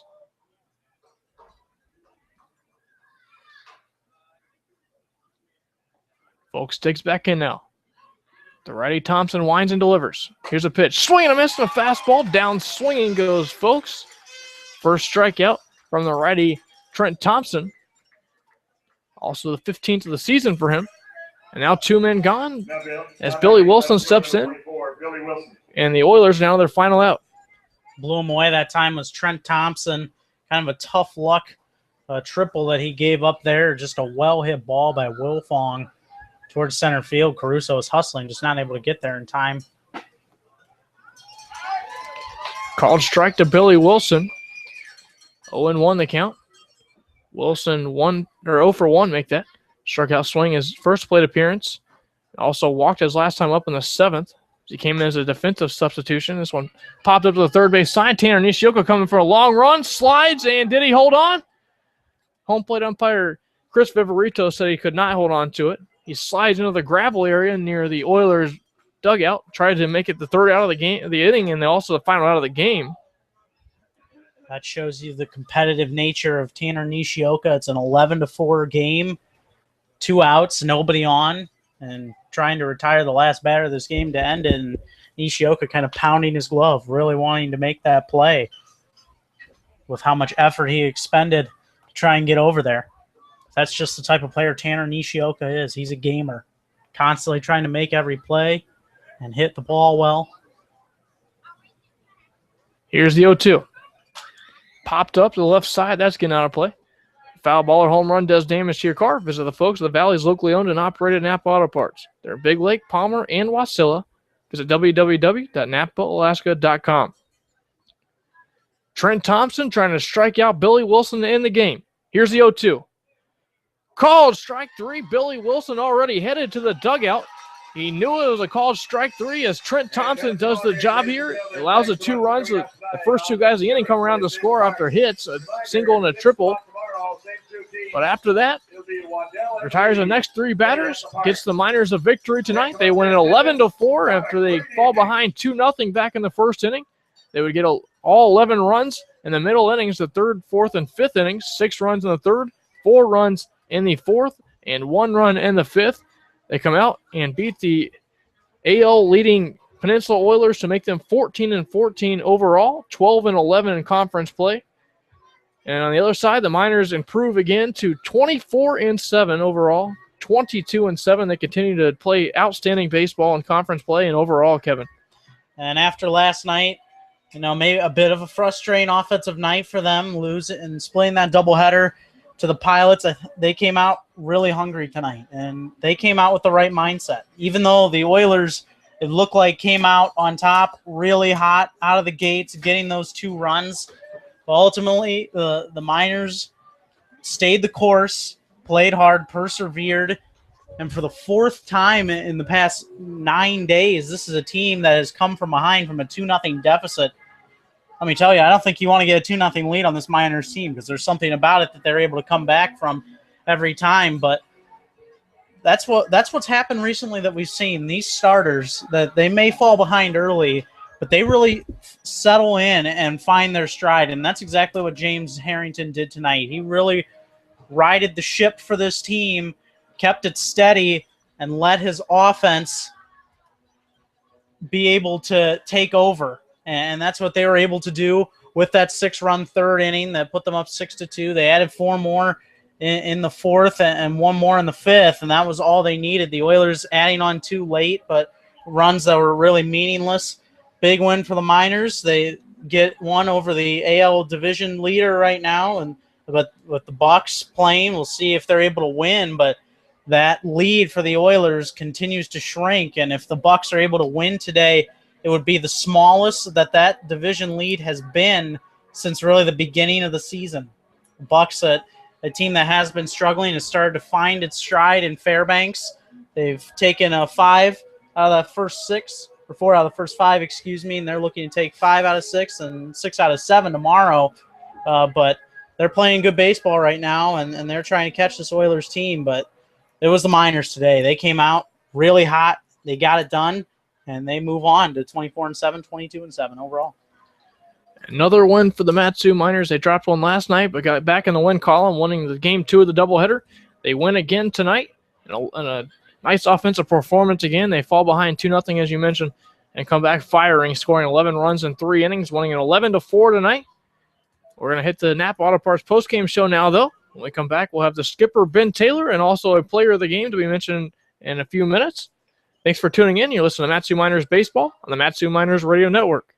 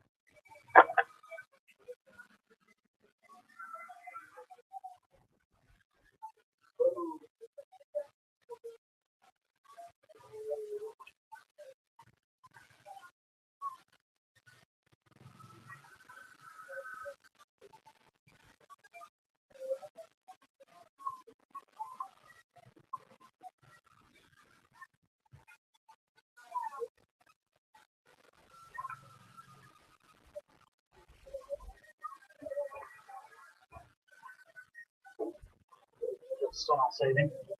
I didn't check. Hold on, let's do one thing. Let's see if it came up. yeah. We're gonna have to drop cleats too.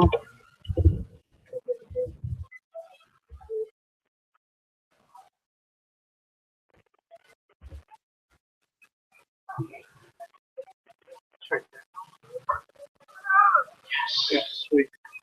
Did you just keep trying to finalize No, it? I just want that. See if it shows up.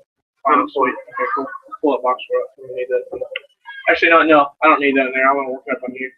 I can't. I'm not constantly. Can I actually close out of it then? Yeah. Save it though. Make sure. 11 runs for it. Yep, there we go. Did you get Hunter? Yeah. Good luck, man. Perfect. 4-4. Did not call that one, man. And it's over. And there shouldn't be any scoring adjustments in this game. I'll pull it up on here too.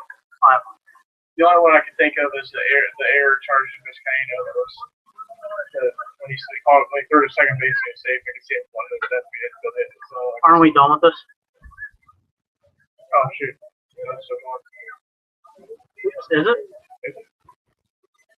Yep. Well, hold on.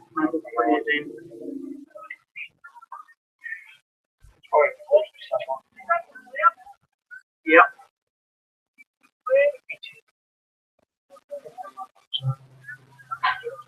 There it goes.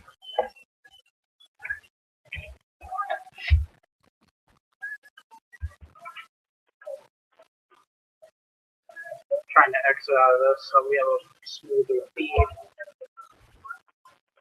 No, you unplugged the wrong thing, dude.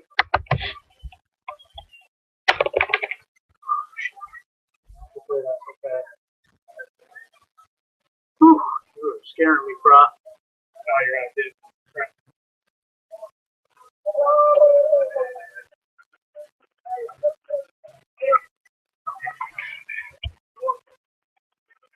Oh yeah, we're gonna go through this off.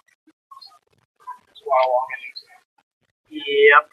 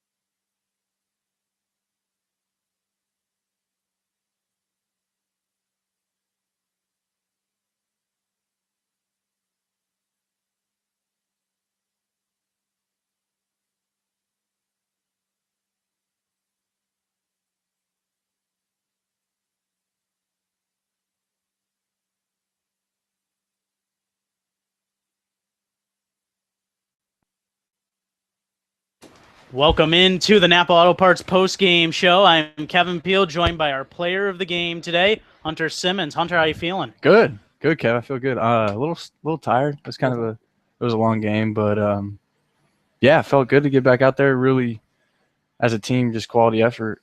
So yeah, it's good. And you guys got off to a slow start, though. It was 2-0. Wasn't looking particularly good. What were you guys saying in the dugout before you went out to bat in that bottom of the third inning?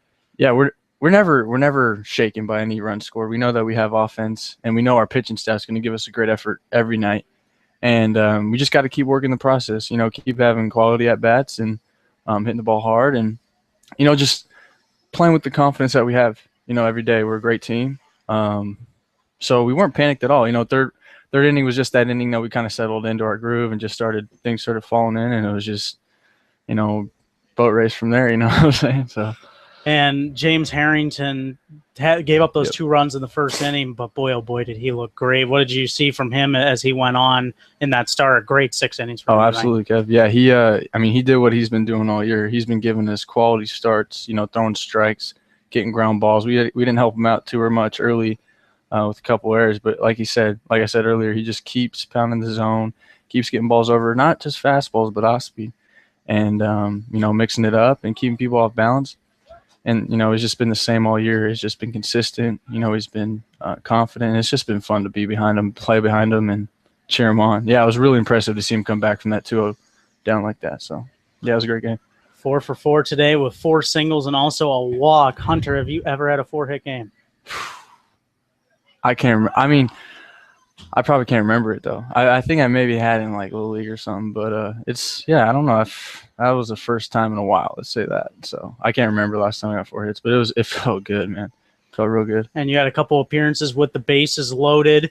Yeah. And a couple singles you delivered. What was your mindset in those at bats going into it, just trying to get the job done to drive in some runs for you? Yeah, I mean, that's the thing. With bases loaded, no outs, there's a lot of pressure on, But when that pressure comes, you got to take a step back and just, get the job, do things that you can control, having a plan, sticking to it, staying confident, and just getting the job done. Like you said, not trying to do too much, getting that one run in, and then others will start to tack on. And that's what I did. I just tried to put together a quality at bat so I could keep the line pushing, get the next guy up. And lucky enough, I got 3-4 hits out of that. So, yeah.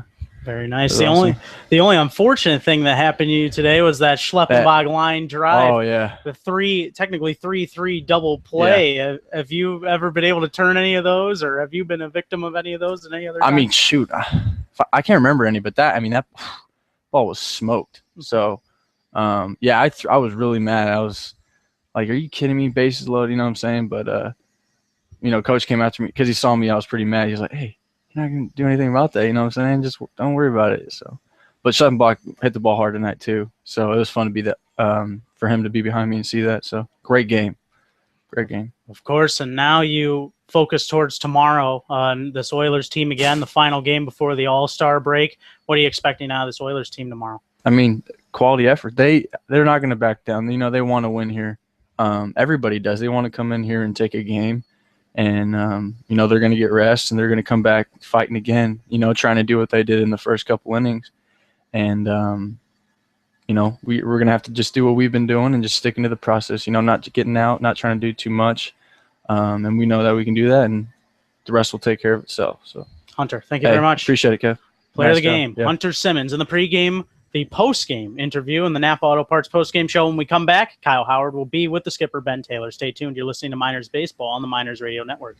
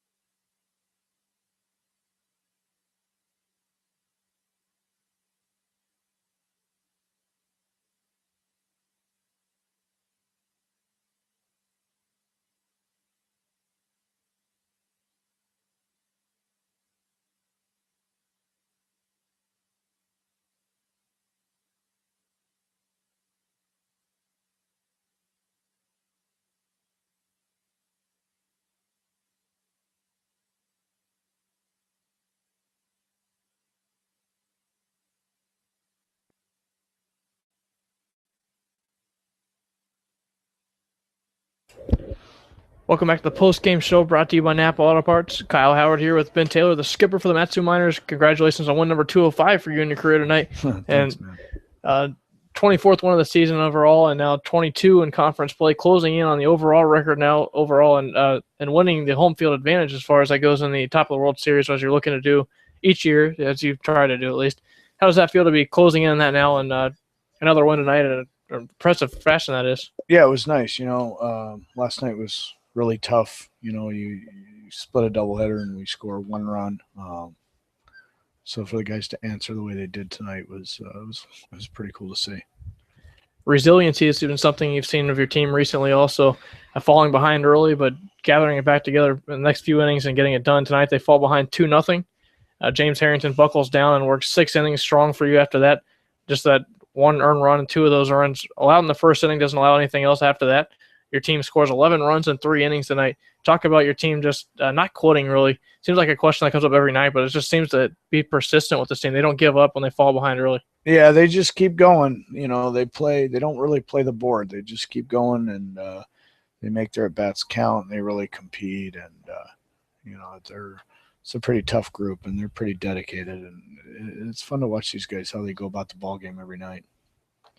And going back to Harrington, who did struggle early on, but really got it together after that, pitched 6 strong innings. Talk about his performance and now lowering his ERA to 2.02. Yeah, that guy, he's got some hard luck. I mean, I don't know how sharp we were at the beginning of the ball game. He knuckled down and, threw that big shutdown inning for us after we threw up the 6th spot. And he does a nice job, man. James is a really good pitcher. I mean, he was a high school draft, so the guy's got a pretty good feel for what he's doing. Now, 14 hits for the second time against the Oilers this year. It seems like you've got the offense figured out against the Oilers. What is it about this team that you're able to figure out so well offensively? Oh, I don't think we have anything figured out. I think, we just capitalized on some things tonight. The guys just plug away. I mean, as this game goes, I think we only had about 10 hits in 2 games yesterday. So, this game can really turn on you in a heartbeat. So it's good, man. The guys just plug away. And I think a big story off of this is Hunter Simmons came out here to get better with the team and not actually be on the team. Has been plucked onto the roster a couple times now. He gets to start at first base tonight, gets 4 hits, 4 of those 14 hits tonight. Talk about how important he's been to this team this year. Yeah, it's taking advantage of opportunities, Nygaard's a little tired and beat up from last night, so Niles gets a day off and, well-earned day off, and Nishioka goes over to third, so Hunter gets in the ball game, and, he's pretty nervous, I think. But, Hunter's is 2-time minor, so this guy's got a pretty good idea how to play, especially at home.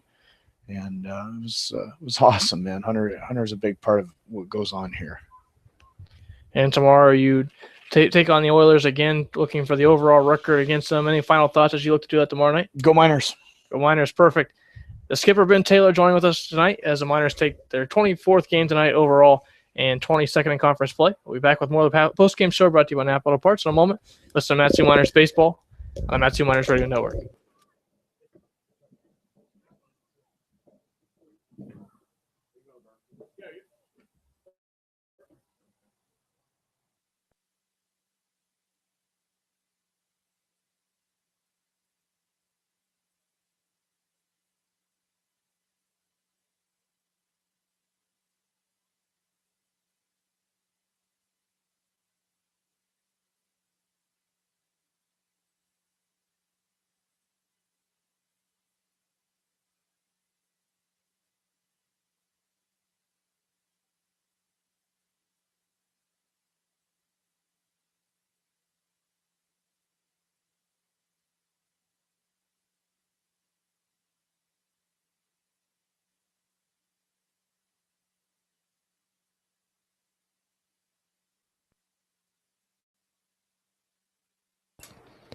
Welcome back in the post-game show brought to you by Napa Auto Parts. Kyle Howard and Kevin Peel here with you. Miners take it 11-4 tonight, and they do it after coming from behind for the 8th time this year. And it's been impressive to see them really, fall behind early and have a struggle in the first inning, but really come together as a team and rally and get those runs late and get the win. Really tonight, getting 11 runs, they fall behind early, but getting a big offensive push after that to beat Connor Dotson, a guy that held him to 1 run his last time here. And now they faced him twice and have beaten him twice. So the Miners, they get it done tonight and have and encouraging performance as they go forward, Kevin. And really, Hunter Simmons, I think, said it best tonight when he said this team doesn't get rattled no matter what offensively. And no matter that they scored one combined run in 2 7-inning games yesterday, no matter the fact that they fell behind 2-0, no matter the fact that the past week they've fallen behind 2-0 on 3 separate occasions other than this one. This team knows what to do. They have a lot of confidence in themselves.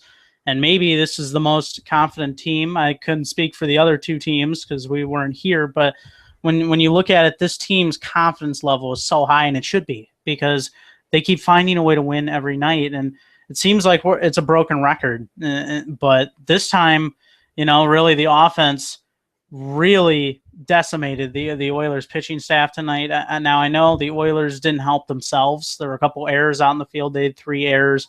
They also walked 9, maybe 10 batters in this game, and that's not going to help you either. But when you look at it, that's also a testament to the patience at the plate that we saw from these hitters tonight. And even though they were down 2-0, it didn't really seem like they were down early on in this game. When you look at it, Connor Dotson did a great job working out of the first inning, working out of a jam there, and then worked out of the second. But even though they were down 2-0, you knew that he already had 51 pitches going into that third inning. That's a red flag right away, because you have your starter with a way elevated pitch count. And then the Miners were also finding ways to get on base. They finally did, and the errors only made things worse, really. The walks didn't help either, but that's, once again, a testament to the Miners being great at the plate today. They find a way to get it done once again, this time with the bats. They came out swinging today, third, fourth, and fifth innings. Got some big-time runs, and they end up winning at 11-4. A good team performance in doing that, and you got to speak with Hunter Simmons, a good story that he's come onto the team and really played pretty well. A guy that came out here not to play on the team. He was here just to get some work in. He obviously played with the team last year, but came out here just to get some work in and get better, and has found himself on the roster a couple of times this year, starting the year on the roster, and then now with Zellner hurt, he comes onto the roster. Not sure what's going to happen next after when Zellner does return from the DL, but you're talking about a guy that's been a spark plug for this team now, 4 hits and 4 at best tonight, and a couple of RBIs to go with that. And I think the skipper said it best, that he is taking advantage of his opportunities, and he is doing so. He is a leader on this team. He has experience from that, and I think maybe the guys look to him a little bit for guidance in some situations, even though these players are all about the same age. They all come from an experienced baseball background. But when sometimes you need to look for that one player that is not in a new place. This isn't a new place for him. He's been here a year. He's seen it all. I'm sure last year he's been through it all. He, like the coaching staff, has been through that disappointing loss on the top of the World Series last year, the Gold Panners. He's part of that wave of momentum via the coaching staff, and now through Hunter, that is trying to propel this team forward into doing more than last year's team. And tonight's effort shows that he's doing his part in that. And really, I mean, when you look at it, he had 4 hits. He had a great game. But there's so many guys could have been the player of the game. We could have had the team up here. I mean, that's how well they played today. James Harrington was another guy that came out, really calmed things down and really stayed steady, got through 6 innings. The bullpen was good. Trent Thompson gave up a tough luck triple that scored a run, and then a ground out scores another one. But otherwise, I mean, the pitching staff was on, and really I thought Trent pitched well too, even though he gave up that triple. So when you look at it top to bottom, great performance today. They'll move on to tomorrow and once again face an Oilers team that's going to come in and hungrier and maybe even more desperate than before. And looking at the shrinking lead in that AL division, the Bucks win tonight. It's a half game, and the Oilers right now playing for their lives. But the problem is they're going to have to go through the best team in this league 3 more times. The Bucks have to go through the Miners 2 more times. And so Miners have quite a say in who they could play if they are able to keep winning. And right now, this team, with how confident they're playing, how steady their play has been, and the way that they find ways to win every single night, it doesn't look like there's any time soon going to slow down here, Kyle. And the hardest part for the Oilers is potentially going through it without their second baseman, Jordan Washam, who out in short right field, trips in a hole out there and hurts his leg. And it's unfortunate to see him go down. We'll hope he's okay and hope it's just a strain and he's able to get back on the field soon for his sake. Our thoughts are with him and his family as well. Hopefully he's back on the field here in the next few weeks. Maybe within a week. We'll see how the recovery goes with that as well. But a big loss for the Oilers if he does go down for the year, and a big part of that team, as I think we talked about several times throughout the broadcast as well. That also doesn't help the comeback effort when you know one of the guys that is really important to this team that makes up the core, that makes a lot of those hustle plays, that plays great defense, that hits the ball well, that leads off and gets that offense going, no longer there. And Billy Wilson was trying his best. He had some good at-bats tonight, but problem was just the effect of this team without Jordan Washam. This is a different Oilers team. And so we're going to hope for the best for them because he's a great player, a great person, and hopefully he's going to be able to come in and play tomorrow. The first signs didn't look good, though, with not being able to put weight on that ankle or leg injury. That's one of those tough luck things, and you hate to see it. But injuries are a part of the game, unfortunately, a really harsh reality for the game. And we just hope that Jordan Washam's able to come back and compete as soon as possible. We hope for the best for him. And tomorrow the Miners are back with the same Oilers, not only looking for it to extend their division lead, but also extend the overall lead and try to get the top of the World Series to Palmer tonight. It's a little bit far in the future, but still something to think about for the Miners as they look to do that and host that this year. Be a good, exciting thing for the people in Palmer here. That again, 889 show up for this one tonight. I'd imagine even more would show up for the top of the World Series if they're able to play it here. So a good thing for the Palmer community the Miners are trying to nail down this year. And these fans this year have just been outstanding every single night, no matter what the weather is. This is the Valley's team. And the Valley's fans come out and support this team in unison. They did a fantastic job coming out all year long. And not only that, they're fans that have really given respect to the other team, too. They were really quiet when Jordan Washam was down and injured and really worried about his well-being. And I think that just shows a testament and gives us even more evidence that these are the best fans in the ABL. They come out here all the time, and they give as much support to not only their team, the Miners, but also to the other team too. And they love good baseball, and they're spoiled a bit this year. This is a very good baseball team, and they're going to see if the Miners can keep that going beyond just the regular season. Again, the Miners beat the Oilers tonight. They'll have another game with them tomorrow. Any final thoughts about tomorrow's night's game and another matchup between the AL and NL leaders? Well, we hashed on it a bit. I expect a really hungry and desperate team tomorrow in the Peninsula Oilers. I thought they would be hungry today as well, but this is a long and crucial stretch for this Oilers team. When you look at it, their last win was late last week. They lost the first two games at home to the Pilots of that series. They now lose this one. Their footing's starting to break underneath them a little bit. They're going to have to kind of pick themselves up, forget about this one, and try and get ready for tomorrow, because they're going to have to start getting some wins. But also, when you think about it, when a lot of people are going to be off on Thursday, not only that, they're going to have to travel to Anchorage, and they're going to have to play 3 innings in a scoreless game against the Pilots. So this is a really big stretch right now. I mean, and this is being said, even though there's a lot of games left in many ways. I mean, a lot of things can happen in 12, 13 games, but this is really crucial, and especially playing against the best team in the league right now in the Miners. They got to find a way to get themselves together with or without Jordan Washam, because I think they know what to expect from the Miners, but we're going to have to see what the Oilers come with tomorrow. I expect a good team to come out and face this Miners team, and it could be a lot closer game. We'll see how the Miners come out, though. That'll be an exciting game tomorrow, but tonight the Miners win at 11-4. They get 11 runs, 14 hits, 2 errors, and get the win. 4 runs, 8 hits, 3 errors for the visiting Peninsula Oilers tonight. The win going to James Harrington. He's now 4-2 on the season. And the loss hung on Connor Dotson, who works just 2 2/3 innings, unfortunately, and kind of struggled out of the gate a little bit and gets the loss tonight. He falls to 2-3 as the Miners improve now to 24-7, unheard of. A fantastic start for them. That's overall 22-7, not much worse than the ABL. So just a great start for them. And on the other side, now 14-14, back to 500 overall for the Oilers tonight.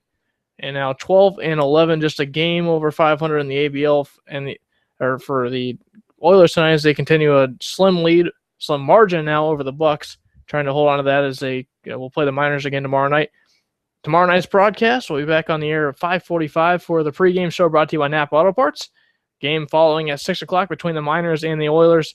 Make sure you stay tuned. And the Miners looking to get another win and for the third time this year over the Oilers at home and trying to at least clinch the season series over them. They would play them 2 more times in Kenai later in the year, trying to get it done tomorrow night. So join us at 5:45 for the pregame show.